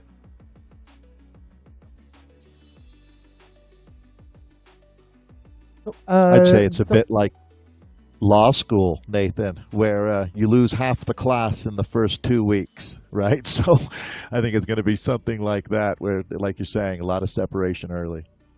I have a feeling they're ready to get us out on course. Yeah, definitely. I think, Dave, when it comes to the course out here today, it's going to, like we saw in the men's race, it's definitely going to be attritional. That second climb after pop bank, the sprints, they're all going to be having their own little tactic, like we saw in the men's race. You know, everybody shows up with their own idea of what they're going to have, but you've said it many times, everybody's got a plan until they get punched in the face, and this one's got plenty of punches. I'll be honest, I think it was Mike Tyson that said that, Nathan. I don't want to get in between him and the quote, but you're absolutely right. That's what we're up against. And here's the peloton. All right, we are locked and loaded. This is not a drill as we head out on course here. Really excited for this one, Nathan. 29.6K, 547 meters of climbing. Only the strong survive. And as we get out on course, it's going to be Grupo Compacto downhill in just a moment here with a left-hand turn into another turn that you're going to be looking forward to as we get our positions on the right-hand side. Haley Sims is going to be the first one to leading things out up into 4.4 watts per kilogram. Just looking to get steady, it looks like, as they're all resting up for that first climb up. So, Nathan, what do you think the women, or do they, learn anything from the men's race? I would imagine most of them watch while they're warming up. Is there anything, I mean, in your experience, having watched, one thing's for sure, we're talking about the highest level of racing. So I think that parallel is there on the same course. So what would they have learned? Yeah, I think it's going to be interesting. They're definitely going to be looking at when the breaks were able to happen, but it's also such a different race as far as who shows up, who can follow, and the women's race and the men's race does tend to have a little bit more separation. So I think they're going to be looking mainly at what moments it looked like there was struggle within the men's field to try and just make sure that they take advantage or pay attention at those moments. I think that's more what they're going to learn from that, rather than perhaps like this is how it's going to play out exactly. You know, Nathan, there's a rider, as we have a moment to look at the peloton in relatively chill mode, I think Mika Soderstrom, for me, is a rider that I would keep a close eye on. She's the kind, I believe she's 25 years old, but has been esport racing now. She's been in the thick of it for the last 4 years, maybe even 5 years. This is a perfect course for somebody who likes the hard work, likes when it gets into the nitty gritty, and that's the kind of day it's going to be. I mean, there's so many names. It was interesting, hear Jackie Godby's name being thrown around by a few riders as a rider to watch today. I think I did hear someone call out Mika Soderstrom, but that's definitely, for me, one of the riders that I'm going to be watching to be on our ultimate podium. Yeah, Mika Soderstrom, she is definitely one to watch out for when it comes. Yeah, that's definitely somebody that I'm a little bit familiar with. She's hanging out in Germany right now and riding at her parents' house, actually. So she's got a nice little setup going on there. Yeah, it's near Where is she? In Schwieberdingen, In which Frankfurt. is just about like, yeah, Frankfurt area. She's just outside of there, so that's where she's hanging out right now. But Merle Bruni trying to do a repeat, it looks like, of what she did in the qualifier, making things hard at 5 watts per kilogram here, Dave. Is this the breakthrough rider of the year, Nathan? Bruni? I put her name in the hat, for sure. There's an old standard that we've really come to appreciate. Jackie Godby up there as well. But I will say that Bruni, Nathan, maybe not a breakthrough rider because she's been at it for a while, but certainly has found a whole new level, a real threat. Yeah, Bruni, I think she is the star that's shown up this year and really put her stamp on being involved in the world of virtual racing. She's definitely one of those top athletes, like in the conversation of every single ride at this point. Now, here's a rider we're really familiar with, the Zwift Games winner. She's got the Golden Tron. Catherine Furr, watch out for her. You do not want to bring her to the line. She wins almost every single sprint. She's a very punchy rider. If it goes uphill for a little bit too long, she tends not to be able to hang on with the climbers like Kulczynski and Guerra, Bruni as well, perhaps. But, Dave, there's going to be a reality of the climbers wanting to get rid of the punchiest rider in the peloton. That's for sure. Preem coming up, Nathan.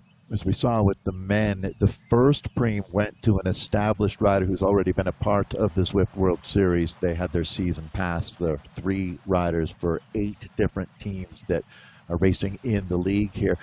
What do you think? Does someone get out there and make a play for that season pass? There's 2 races left. Although we've kind of learned, like just talking about Bruni, going through the qualification process, which happens at the interval of 2 weeks before, and in this case after each one of our World Series main events here, it's not such a bad thing to get out and race at a high level 2 weeks before on this course, having fully reconnoitered it. Yeah, it's actually a big one to be able to really get into the intensity of what this course brings at you. It's a pretty good little advantage that you can gain. Now, it's going to be interesting to see as we hit this little 8% gradient. This is the climb before the Pot Bank Hill. We're going to have a downhill for just a slight downhill through the left-hand turn into the fields here, past the Scotty the Squirrel in a moment. Luis Gallegos heads to the front, starting to press here a little bit for that Wahoo team. Interesting to see as Merle Bruni is also on the front. These are 2 riders that like to make it difficult. And I have a feeling Bruni, she wants to make this ride as hard as she possibly can. She's a triathlete in real life. This is a rider who does not want to mess around, sit around for a sprint. She just likes it when the racing is as hard as it possibly can be because she doesn't want that kick to the line. She doesn't want a large pack. She wants this to be a reduced field. And Bruni, she's going to work. Yeah, that's how you reduce a field, right? Make a boulder into a bunch of pebbles. And you can see there's about 5 riders letting gaps open up back there. You're going to have to close those down. So, I mean, this is just keeping everybody honest, keeping this race in check right now. Godby doing the same thing. There's Kristen Kulczynski. Boy, Kristen, another one of the legends of our sport, Nathan. And certainly a course that plays into her strengths today out here. The very popular American rider. I think we've seen her break away on a course like this before, if not for the win, but make things really, really difficult. I think she likes this course. It's not a forever climbing kind of course necessarily that she likes in the 20 minutes or so like that, but it's definitely something that suits her repertoire. It's within her wheelhouse here, and I think Kristen's really looking forward to this one. She'll have the pizza order on speed dial. That's for sure. I heard you guys talking about that last month. Really enjoyed your commentary there. And I don't think that's a joke, to tell you the truth. No, it's not. It's definitely a real thing. I definitely, if you follow Kristen on her social medias, she's always got it. Yeah, that's a thing. And you know what? Sure. I know that Johnny and the team have really worked hard to try to tell the story of these racers and get to know their personalities, and they've done a tremendous job of that with the interviews. And, Kristen's personality is true to who she is, both on and off the bike, right? We've got a good chance over the last few years to see that documented. All riders are different. I mean, just as you saw with Catherine Furr there earlier, she's a very focused athlete. This is Bruni, again, our qualification outright winner But that really was the same as every other rider who qualified. It got you into this main event. But this German has been an absolute force riding for the Beast mode presented by Rose Team. Sitting in, most likely, as you can see, 3.5 watts per kilogram, pretty chill. We just saw, it looks like Gallegos, Alicia Haag there now with 1.5 watts per kilogram. Everyone reserving massively at this point. Haley Simmons there with the focus on. It looks like this is a little bit of a bump we'll see here for a second, and then another little, doesn't really go downhill, but it reduces the gradient for just a moment. They're not really carrying speed at all here. This is going to make the climb a little bit different than usual. 7%. Is there a ramp up coming now? As you can see, that -% gradient. This is where the speed picks up a tad. How are they going to take this on? It's going to be a kick here now as the orange number's starting to kick. Now we're going to see where it's going to be for this pop pink. Yeah, I think, Nathan, this is really your introduction to what's going to be a brutal finale. But here we go. It's kicked off. At least off here as it's going to be Gallegos leading things out. And Here's Gabriela Gabby Guerra here, 9 watts per kilogram. We saw 11 watts per kilogram there from her for a moment. Tiffany Penner now pushing at the front. Penner, this is interesting from the Cryo DT rider, Liz Van Houweling, also there in 9th place currently. Now there's the separation, and this is going, reducing the field immediately. Guerra, Gallegos, Penner, Godby's there as well. Furr's there. Ariel Verhaeren is showing up as well as Mika Soderstrom. It looks like Norden just trying to hang on, but the separation continues. Oh, man, here we go. Verhaeren sitting up in the top 5 in the overall Jackie Cup. Look at the difference between the men's and the women's races. You couldn't find a North American, Neil Freyette, Joe Choidik were there, but look at the difference now with all of the American and Canadian flags. So Tiffany Penner lit a fuse, and she might be really, she along with Elise Gallegos, 2 riders that you credit for starting the breakaway. There's Soderstrom, no doubt about it. The Swede knows how to sniff out a breakaway. Let's see what we've got, Nathan. This is incredible. I mean, this dynamic is decidedly different. If you thought the men's race was aggressive, they are doubling down out here in our women's event. So Gabby Guerra in full effect. KK, Kristen Kolchinski, these two have been racing together side by side, good friends for a long time. Captain Fuhrer is up in the mix. Liz Van Houweling, good to see Liz back up in the sharp end of this group. Ariel Verhaeren is there. Bruni is there. Nathan Merle, Bruni making this group. Jackie Godby just trying to get up there. I mean, you can't even really call it a group. It is just riders all over the shop right now.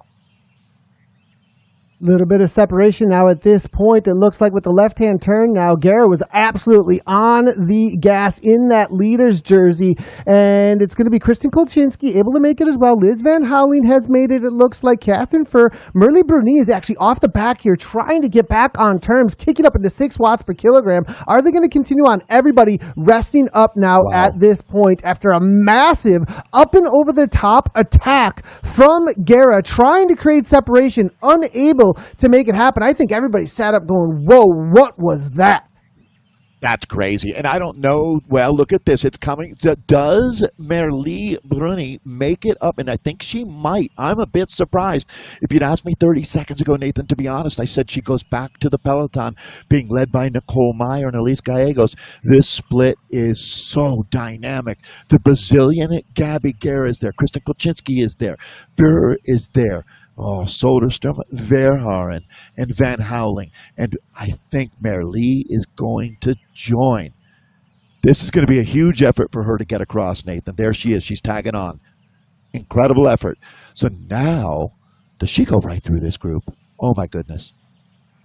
Oh, this is just bananas out here. I think she's just going to have to settle down a little bit, Nathan. After that effort to get across, you might be throwing good watts after some good watts, but settling into this group, I mean, or is she concerned about that group, the peloton right behind the breakaway here, Nathan? What do you think's going through her mind? I think it's a depth perception thing. I actually think it was okay. like so just a little override. Not then. Yeah, I think there was just a little over acceleration through that pack. Like, I got to get on. And the pack had slowed down so much that I think she just kind of rolled on through. But now at this point, Catherine Furr, here she goes, up into 7 watts per kilogram, does not want that group to come back. And this is what it's all about. It's only about using the watts, using the power when it matters the most. And that's exactly what's going on right now. Did that breakaway just mentally check itself out of this race? Did everybody look around, take inventory, and say that I don't know how hard I want to work in this group? Because that gap is just, I have a feeling this might reset, Nathan. I thought that break might be gone for good. We got 21 plus K of racing with a ton of climbing. Those athletes, if they all work together for 10K, they knew they were gone with those spots. What do you think going on out there, Nathan? I think that this group knows it just has it. I think that's what it is. I think they just know that if we've broken them behind, we'll break them again. Now, it's a little dangerous with a rider like Cecilia Hansen, perhaps. You know, there is, it's not going to be quite as sharp of a climb over the top of the KOM the next time that they go up at the forward. So it's going to be a little bit different when it comes to that. But I think that there's a reality, letting Cecilia Hansen back on, that's a dangerous one. But I have a feeling that they're fairly confident with everybody else. But Kolchinski here, I think, says, look, I don't want anybody else. I might not be able to sprint with Hansen and anybody else that might be able to make it. So Kolchinski now goes to the front because it's in her favor to do so. Well, Nathan, I mean, honestly, I'm exactly with you. And like Kolchinski's like, look, we can shut the back door, put a lock on it. Don't let any more sprinters. It is so tempting. It's so close. Let's take a look at these riders trying to get across. I am on the app right now. So that's the Gallegos group, Nathan, that's trying to come across here. Boy, I think that these women all have to contribute 5% more. Try to establish a little bigger gap, or they're going to be up against this. Riders just trying to jump across, going like an astronaut from station to station out here as it remains tantalizing. This is really fascinating racing. A 6-second gap there for some really talented riders. But do you want to roll the dice and try to go across? Believe this all comes back together. This is what racing's all about. This is Kristen Kolchinski that we're in with right now, as she's out there in Long Island in New York, one of the established, legendary esports riders, sitting up in this group, but nobody wanting to overextend themselves right now, Nathan. London, nicely done by Sarah London, as well as Cecilia Hansen, the only two riders that were able to get across, actually, to that front group. Now, Merle Bruni, Gabrielle Guerra, Kristen Kolchinski, Sarah London, Liz Van Houweling is there as well. Catherine Furr, Cecilia Hansen, Mika Soderstrom is here, and I think Mika's going to be resting up most likely for that monster sprint she has. You can't really challenge her when it comes to a sprint a lot of times. She usually takes it down, doesn't she, Dave? Yeah, I mean, I can't imagine anyone is licking their lips like Mika Soderstrom is. It's a perfect situation, and she's so savvy. She's going to sit back in this group. I mean, to her credit, Gabby Guerra has been a dominant force here in 2024. With full disclosure, obviously, Nathan's wife. So that, but I mean, and Nathan, I give you a lot of credit for certainly not shining the limelight on Gabby, but I'm gonna, because she has had an insanely good season. And when you look at it, you cannot undersell her chances. As strongly as I was talking about Mika Soderstrom being a danger woman in this group, do not look past Gabby Guerra today. But this is coming back together. They're going to reset this. Not everybody's there to reset it, though, Nathan. Interesting. Yeah, I mean, that is a reduced really group coming Dave. back.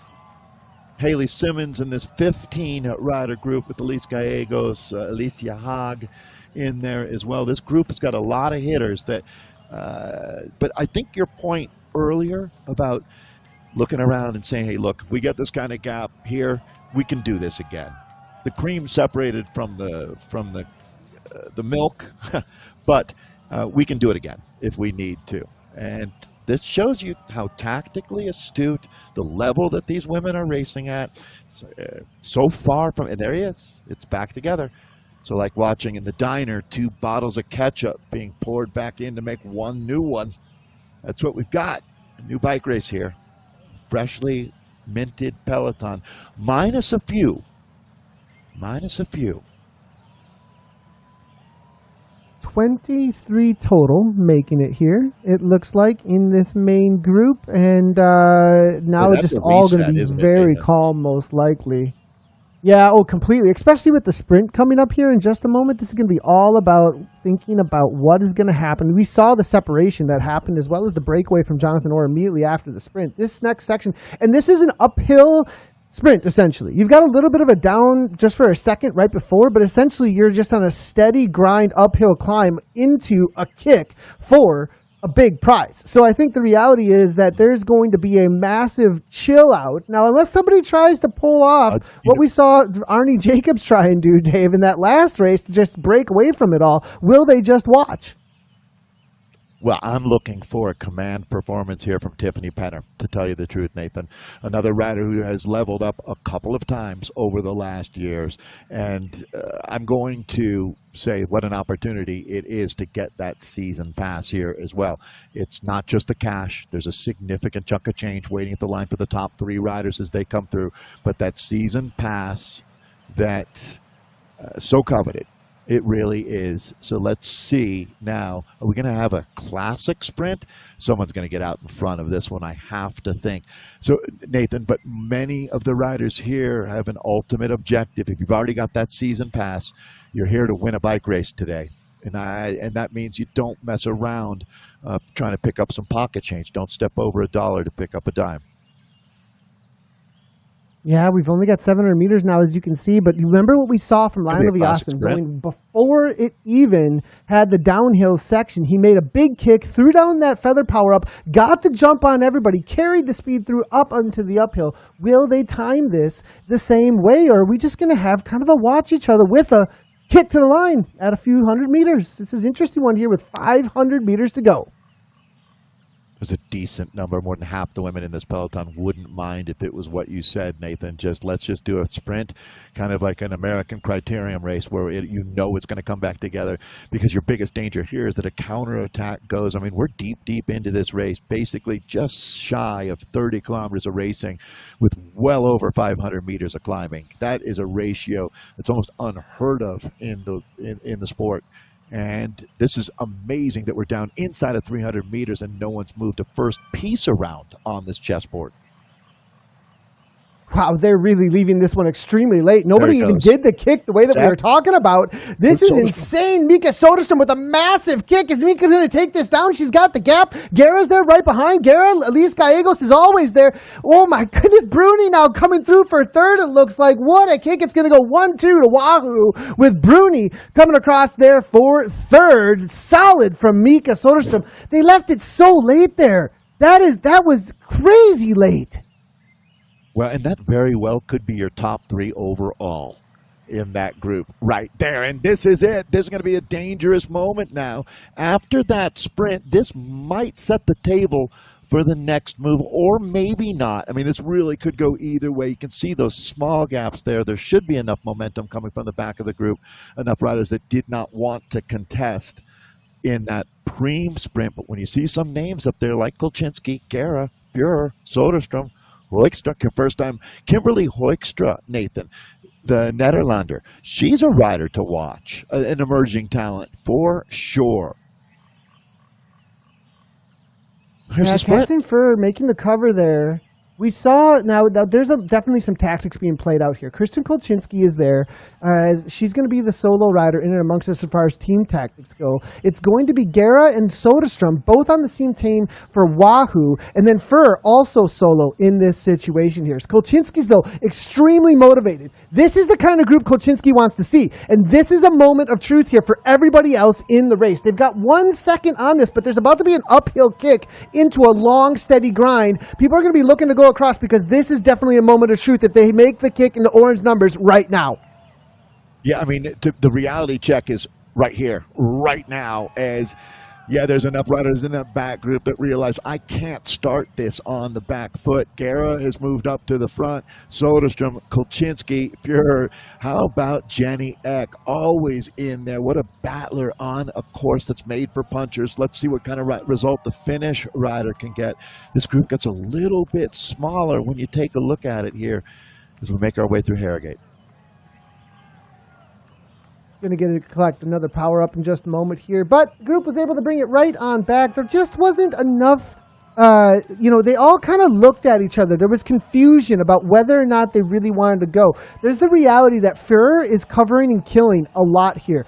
And Kristen Kolchinski, as well as Gabriela Guerra, are going to be thinking a lot about Fuhrer covering their moves, because Fuhrer is watching them for a top 1, 2, and 3. Those are your top 1, 2, 3 in the overall series right now. So anytime Fuhrer is able to make those moves with Kolchinski and Guerra, they're going to look at this and go, why am I pulling around somebody who wants to beat me to the line for the overall at this point? So the motivation for Guerra and Kolchinski is to get away and work together, most likely. Even though they're on opposite teams, they've got that motivation in there, I think, because of the kind of riders they are. They're breakaway type riders that like a long, steady grind, whereas with Fuhrer, she likes a punch to the line.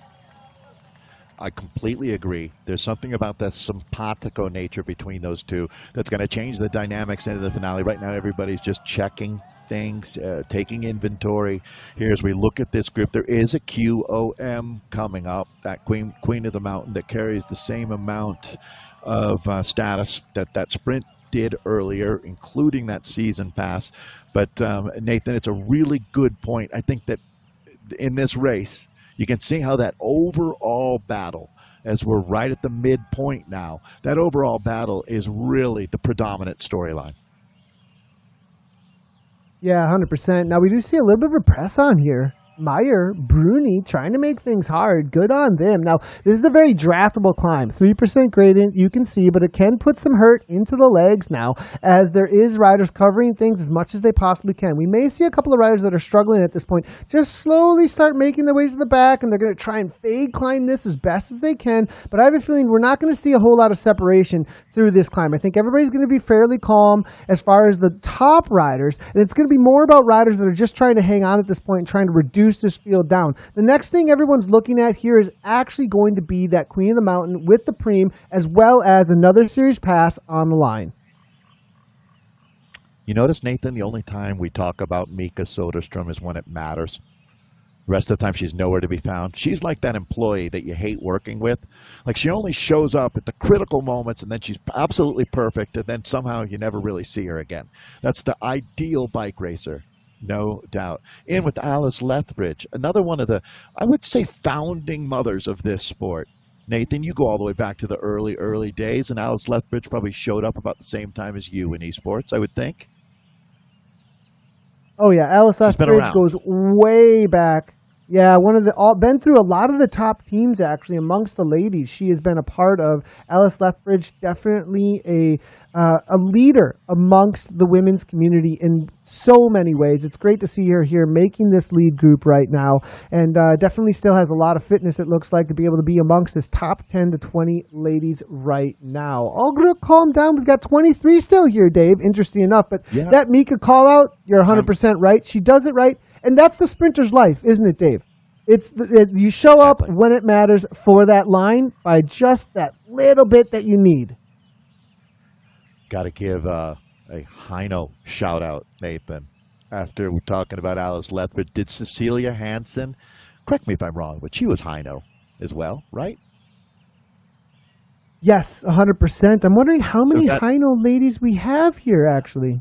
It would be, old school team, that was old exactly school my team, point. for those that are new. Thanks. Yeah, read my mind, Nathan. Thank you. I think it might be 3 Heino riders in this group. Right? That was so. For those of you, and I always respect and understand that there's going to be some folks new to the sport. That was kind of the original super team in esports racing, I would say. International squad. It all going back now. If you're wondering what tangent I'm on, talking about Alice Lethbridge and Cecilia Hansen. These are the legends of our sport. Kristen Kolchinski would be racing with them back. Well, came along a little bit later, actually, to be fair. Talking about KK. The Elise Gallegos. Yeah, actually, KK showed up and was kind of like this. sudden new kid on the block back then that was like, look, you're going to have to deal with KK now. And I think Kristen Kolczynski at that point really put herself on the map, taking down a lot of the Heinl riders anytime it went uphill. So we're trying to finish up. We just finished out that climb here, Dave. We're getting into the downhill, and it looks like everybody's just going to really be looking forward to perhaps that climb after the downhill on Pop Bank, but then there's another descent into that Queen of the Mountain. So I think everybody's seen how difficult the front end of this course was and looking for a little reprieve. They'll get some sugar on, some water, get that reset here, and look toward the second half of this race. Just like Daniel Turek, it's good having a built-in cheering squad. I think he said it was his partner. You know, we made the joke on Tuesday during Zwift Live that the verified mom badge should be something. I don't think we need any more badges at this point here. Obviously, we got a lot going on in the Zwift World Series, but Elise Gallegos made a comment about she loved that idea. And there's a few moms up in this front group right now. More than a few, actually.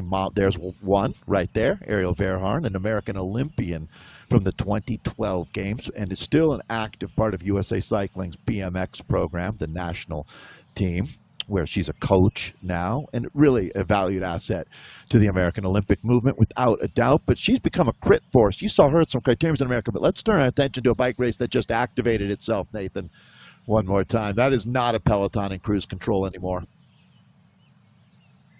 Yeah, I wouldn't even worry about this, actually, though, if I was one of the riders. This is kind of a little bit of a push on at an odd time, actually, because I don't think anything is actually going anywhere on this section of course. You've got a huge downhill coming up, followed up by an uphill with a lot of roll-through speed. You can see Catherine Furr, she's one of the best when it comes to pack dynamics. She's very, very cagey. As far as anybody I'd watch out for about like where she is in the pack will tell you everything about whether or not something is going to actually happen. Because Catherine was sitting at the very back of the pack doing absolutely nothing. She just reserved all of this energy. Everybody else kind of like got a little bit anxious. Oh my gosh, what's going to happen?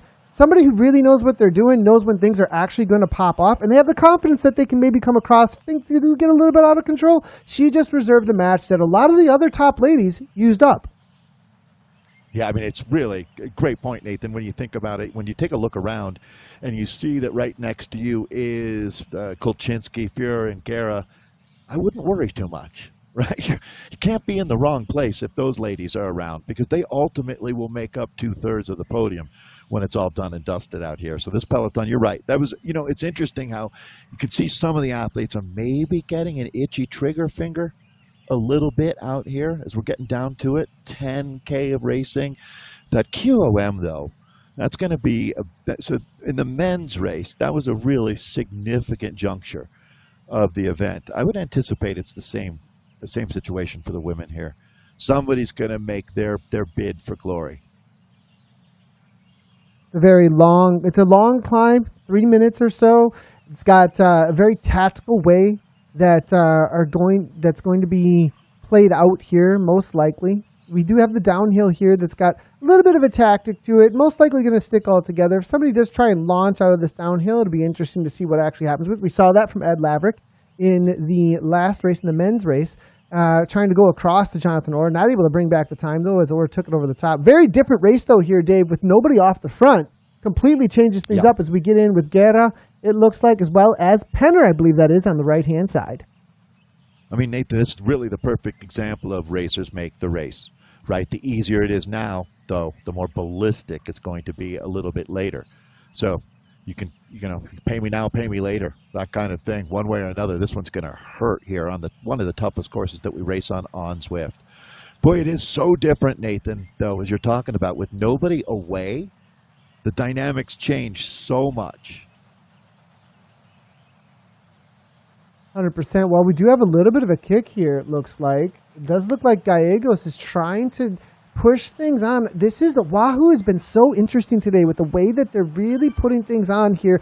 And this is, I believe, the setup for Mika Soderstrom as well as Gabriela Guerra. And the whole reason is this is to make everybody else work for it, while the main riders that they're working for get to sit in and get the free ride as best as they possibly can, put the pressure on everybody else, well, your main teammate that you're fighting for gets to get that free ride for the free watts. Soderstrom in cam right now, comes from an athletics background there in Sweden. That's really a good way to build your base as a kid. And see the Stars and Stripes jersey. Kolczynski, very well positioned. Boy, she's really, and you know, Kristen Kolczynski's always been a dynamic racer. And watching her develop her racecraft and understanding of the sport, I don't know if anyone who's a bigger data analyst or knows more about what's going on with the ins and outs of racing than KK, Nathan. Yeah, 100%. Kirsten Kolczynski, one of the most experienced riders for sure in the field. Here's Furrer now, as you can see, just riding wheels, reserving energy, 3.8 watts per kilogram, heart rate down to the 163, recovering as best they can. And what's going to be going through these athletes' minds now at this point is, how do I set up perfectly for this next climb? What's going to play out on the climb here in just a moment? A big preem. We've got, obviously, we've got a series pass on the line. Plenty of riders in this pack still, Dave, that do not have a series pass. They're going to be looking maybe to try and take that down. Big kick here, though. Lise Gallegos up into 6 watts per kilogram. Yeah, I mean, this is a great ride from Elise Gallegos. All day she's been on the front. You know, I wanted to shout out Melissa Aiken. I saw back in that group as well. Kolczynski's teammate on that 2028 squad, another Mom Watt legend out there. But this is it. Elise Gallegos going to make a run at it. This is all about the season pass here, Nathan. So her kids, I don't know if they're in school right now or not. Solid little kick here from Gallegos. Now Bruni now up and over the top a little bit, 6 watts per kilogram from her, 5 now from Bruni. It looks like Bruni's going to be the main effort, it looks like, as well as Meyer, 5.2. So they're keeping her within striking distance at this point. Is she trying to set up a teammate, Nathan? Talking about Gallegos right now on the Wahoo squad, as she is one of these riders that has always been game for being a part of the process out here. Never shies away from work. We're going split screen there with Gabby Guerra and Elise Gallegos. Gallegos with the American flag. Gallegos getting into a nice little super tuck here.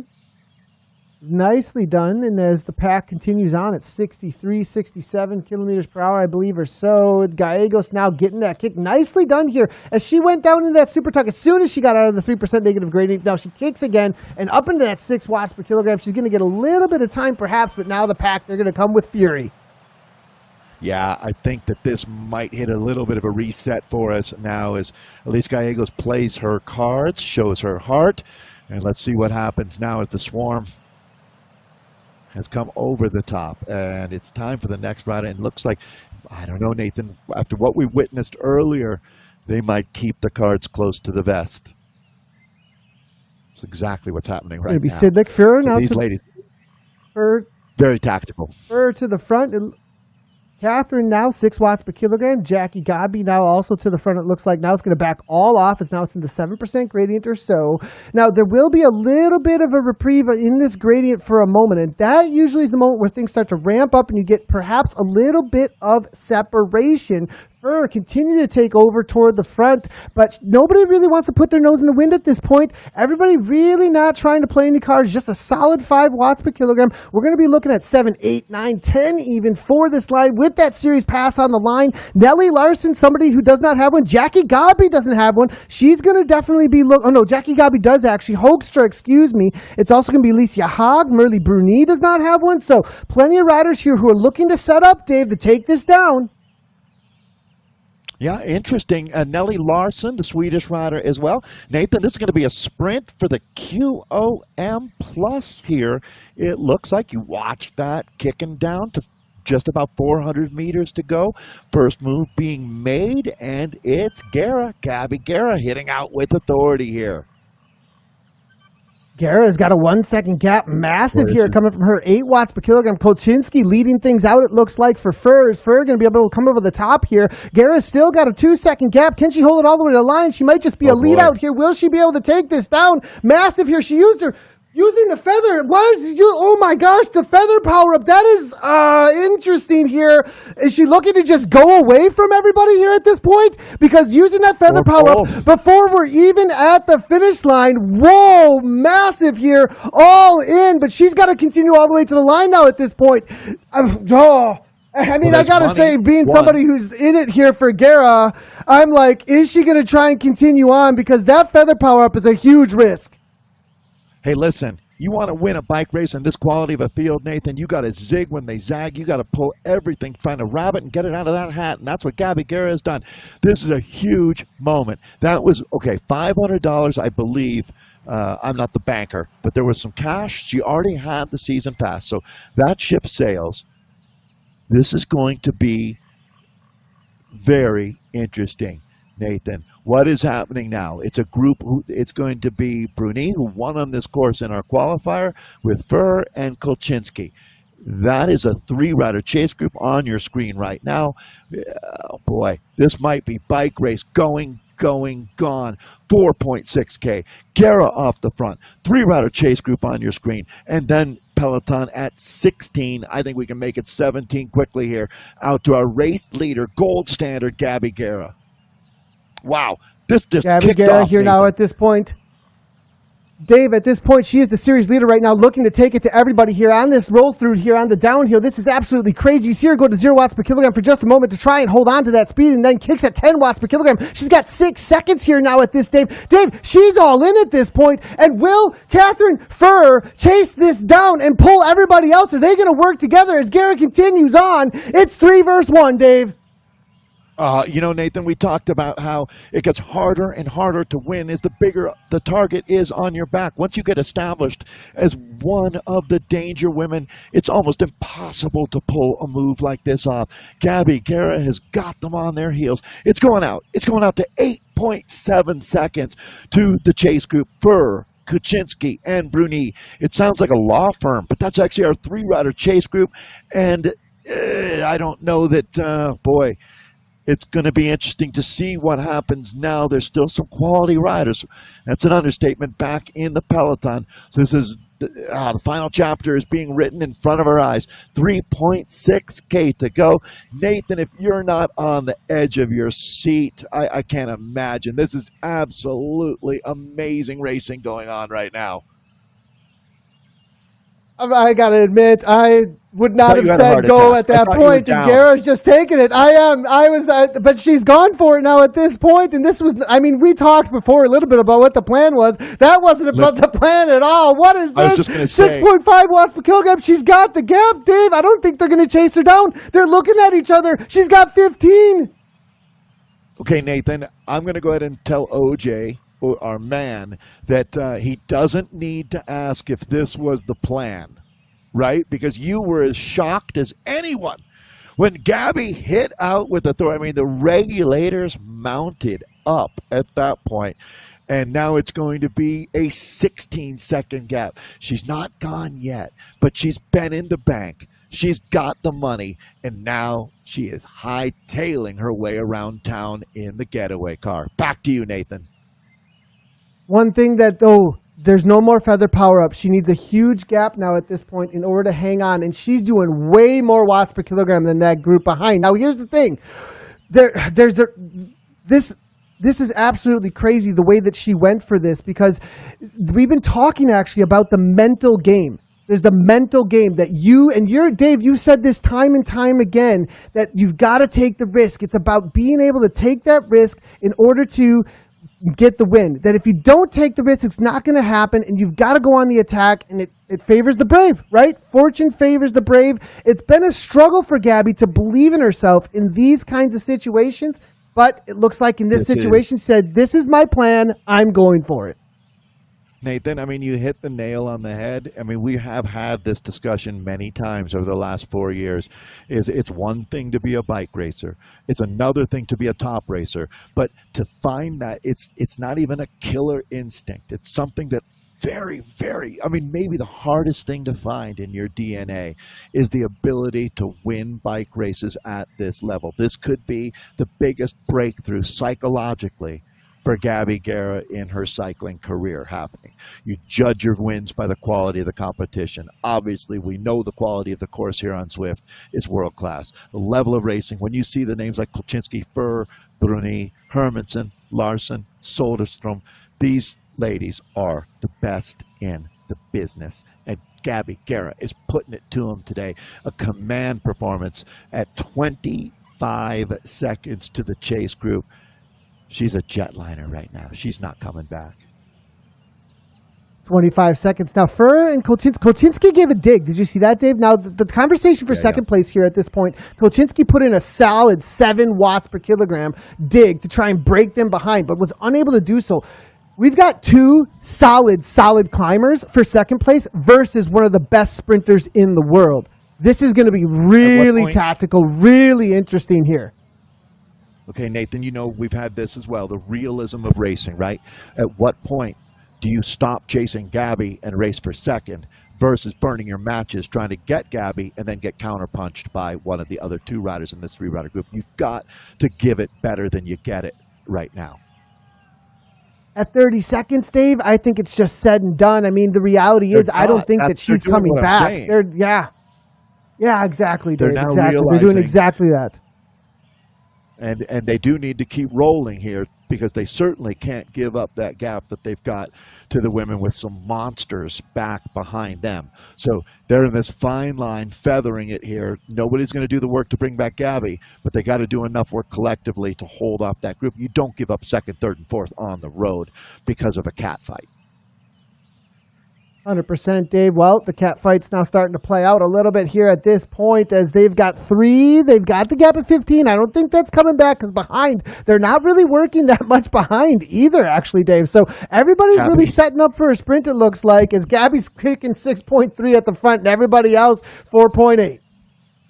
You know, we had a chance, Nathan, to go to the actual Zwift Draft House, which is on course here, which is where OJ is hanging out today, I heard.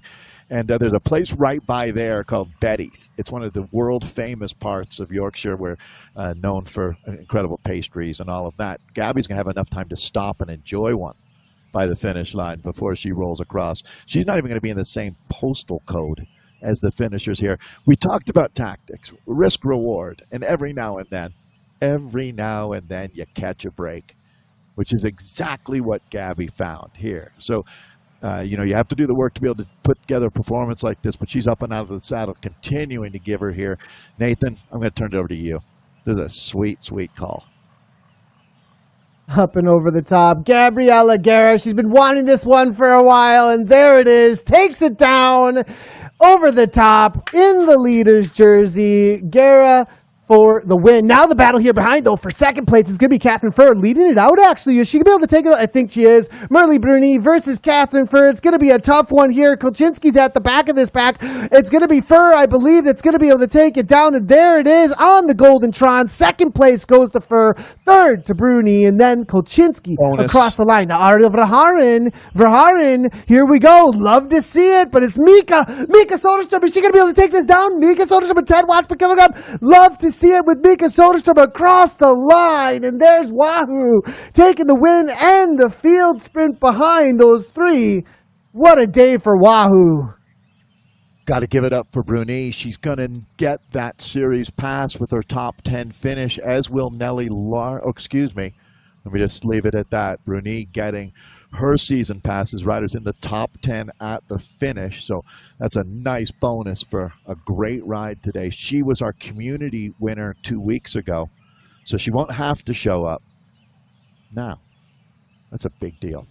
Kimberly Hoekstra as well, Dave. That's a big one there from the Netherlands. Solid ride for Kimberly Hoekstra. Absolutely great to see from her.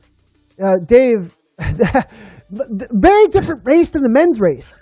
Really, really different race in some ways. At the same time, there's a breakaway situation for the win.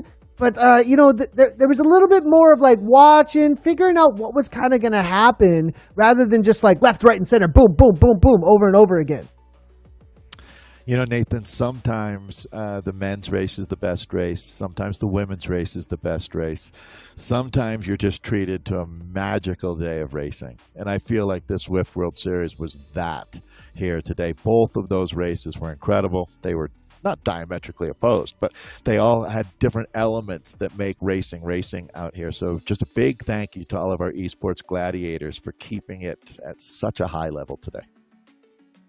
Seriously, really, really good racing across most of the races. Well, we've got some results, it looks like, for the women's race. Let's go ahead and take a look at those. Gabriella Guerra takes it down at top spot with 75 points. It's going to be Katrin Ferrer for second, winning the sprint between those three, with Merle Bruni in third and Kristen Kolchinski. And then it's going to be Mika Soderstrom winning the field sprint, it looks like, followed by Ariel Harin now. Great to see Ariel making a top 6 spot now and really getting back into esports for the season. Jackie Gabi in 7th, Lisa Hermanson, followed by Kimberly Hoekstra in 9th, and Cecilia Hansen, Merle Bruni, Kimberly Hoekstra, both grabbing those series passes, Dave.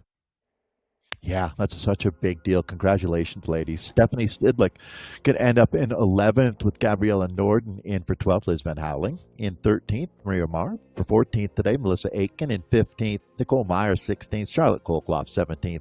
And Nevin in 18th. Nellie Larson 19th. And Jenny Eck rounds out our top 20 in a thriller. Absolutely awesome. Well, this is some of the best racing we've seen, that's for sure, because we've got these epic battles between personalities over the last year or two that are starting to really fight it out. The Kolchinski, the Ferrer, the Guerra, Merle Bruni now on, and I think they're all really watching each other now at this point in this, like, it's just an awesome to see the top end of the sport get these personalities now, Dave.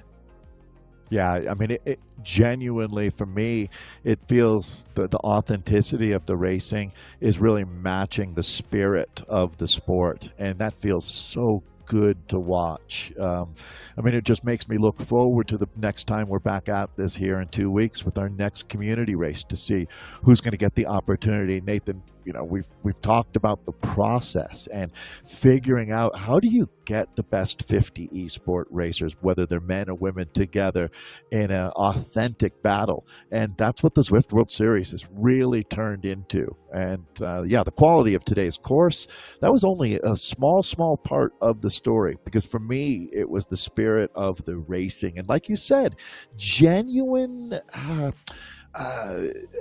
yeah, I mean, I'm not looking for conflict per se, but these riders know each other and want to beat each other. That might be the best way to put it. Definitely. Well, let's have a chat with OJ. See what OJ had to think about the racing out there today. OJ, pretty intense, wasn't it? It was intense. I loved it. Another great race. I said it before that the men's race was great last time out and the women's race surpassed it, and I think we can say the same again. Although for the whole central part of it, nothing really happened after the early fireworks. And I think just to pick up on something that Dave said, Gabby had so much time at the top of that climb, she couldn't just stop at Betty's for pastry. She could have took a job there, put a penny on, baked a ciabatta, got back on the bike and still won. It was fabulous to watch. And I know you said don't ask, was that the plan? But I guess a question to Nathan, who obviously knows Gabby, knows her quite well. What was the plan if that wasn't the plan? Well, so the reality was, okay, this is the way that I put it. So I coached Gabby a little bit, obviously, and the way that we had put it was make the race as hard as you possibly can, and that there were specific sections, of course, that there would be Pot Bank obviously being one of them. And I think the reason things calmed down, as you saw there, OJ, is that after Pot Bank, there wasn't a lot of opportunities other than the sprint. And, you know, and so as well as that over the top of the Queen of the Mountain. Now, over the top of the Queen of the Mountain, I was not expecting that because I figured there'd be other people going after the Preem. And then after that, they're going to be kind of all there. There's going to still be some riders with you and they're going to come over with speed. So, I mean, it was definitely, I was nail biting, that's for sure. So it's a great question there, though. So let's take a look at the podium here, though. It looks like as, oh, go ahead, OJ. Sorry. No, it's fine. I was going to ask you just a question off the back of it, but the podium there, we can see it. Gabriela Guerra takes first place, Catherine Furrer second, and Merle Bruni, who gets herself a series pass as well, coming in third. And it's interesting. I mean, we said this in the men's race as well, Dave. You look at those names, and they are pretty much the same for Preem 1, Preem 2, and then the finish line. Now, that doesn't usually happen. That does not usually happen, Dave.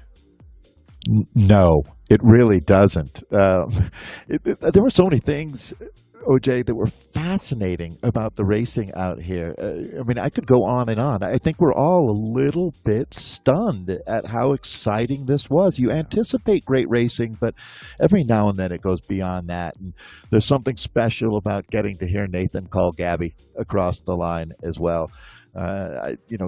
It's a journey. There is no doubt about that. We've talked about the fact that this journey is much better when it's not taken alone. And these two found each other through Zwift. And right now, Gabby's over in Germany and Nathan's in Wisconsin. So it's a magical moment here today. And many the Romeo and Juliet of Watopia is what they are. So let's talk to the Juliet right now, and that is Gabriela Guerra, who is in Germany, who took that win. First off, Gabriela, a fantastic win. That was some attack that you put in. How sure, when you started laying the watts down, were you that it was the race-winning move? When I used my feather, I kind of used it on accident because I forgot that we are not going to get another feather until the finish. And originally, I was planning on saving the feather for the finish. But then when I used it, I was kind of surprised, and I'm learning that racing, you have to be very flexible. So I thought, I'm just going to go with it, and now that I use it, I'm going to go all in, and I'm going to commit. And this will be my race winning move. So I did to see what happens, and it worked out. It wasn't planned, though. But it was a great winning move, and we knew that because we heard how excitable Nathan got when you went for it. Obviously, you were looking possibly down at your handlebars as you were putting those watts down. When you looked up, at what point did you think, hang on a second here, I think they've stopped chasing? Well, I knew if they work together, it's really a threat.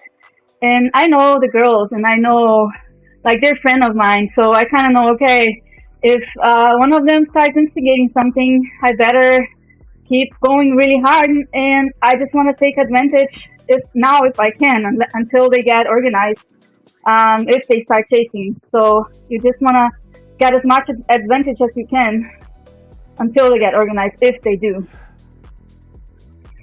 And they didn't, and it was amazing to watch how much gap you had when you went over the line. And you said you're friends with the other girls who are racing here as well. But the competition you have at the moment, you're all strong in different ways. You all have different plus points to your riding. We're seeing at the moment some of the greatest Zwift racing in the women's category we have possibly ever. Oh, that's for sure. We've been racing now the last couple of weeks so much, and it's just the level is so high.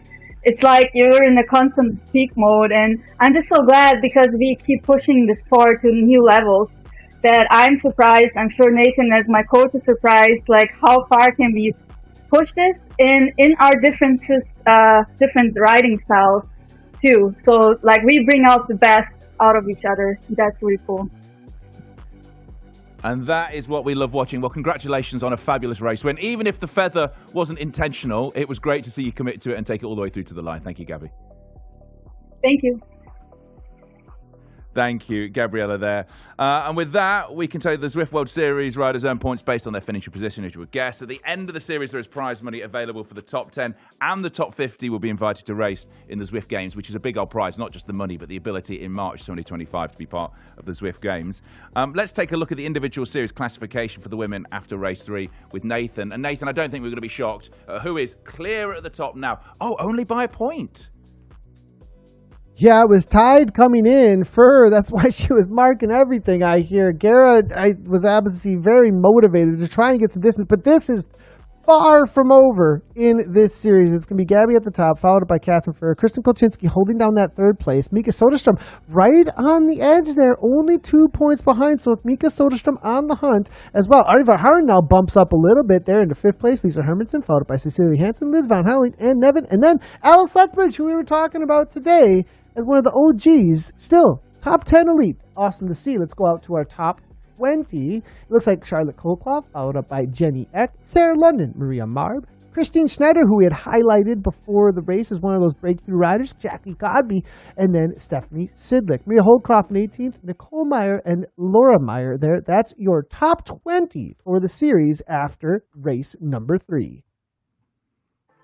Thank you, Nathan. I think a question as well, if we look at the top 5, what's interesting to see is how much they've just been at the top in every single race, which proves not just that they've got the power, that they've got the racecraft as well. It's that ability, if you look at it, for them to keep scoring high points. And that's what it's going to take to get right up at the top as we get to the end of round 6. Yeah, it definitely changes up the racing as well, OJ. There is a reality that they're all watching each other out there.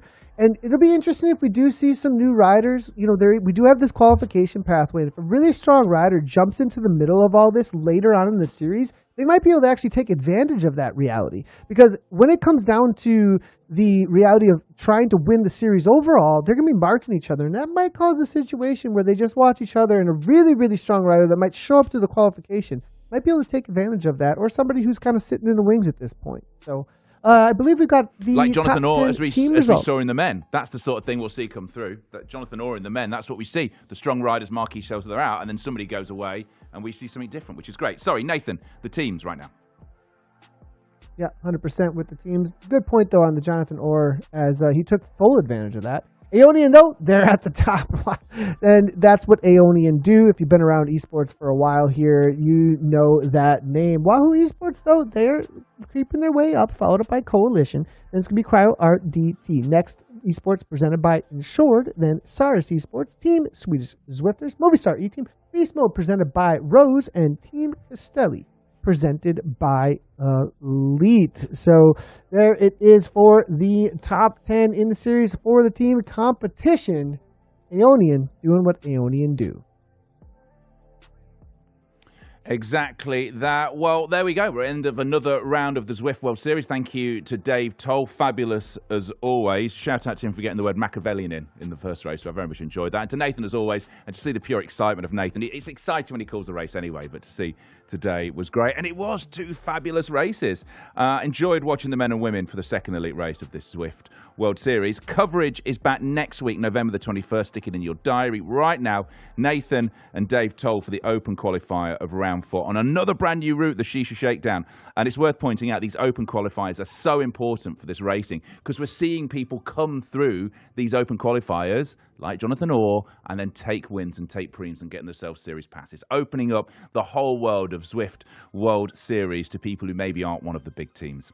I'm going to be back on December the 5th when we're full into Christmas season for the elite race, so I look forward to seeing you then. Till then, ride on.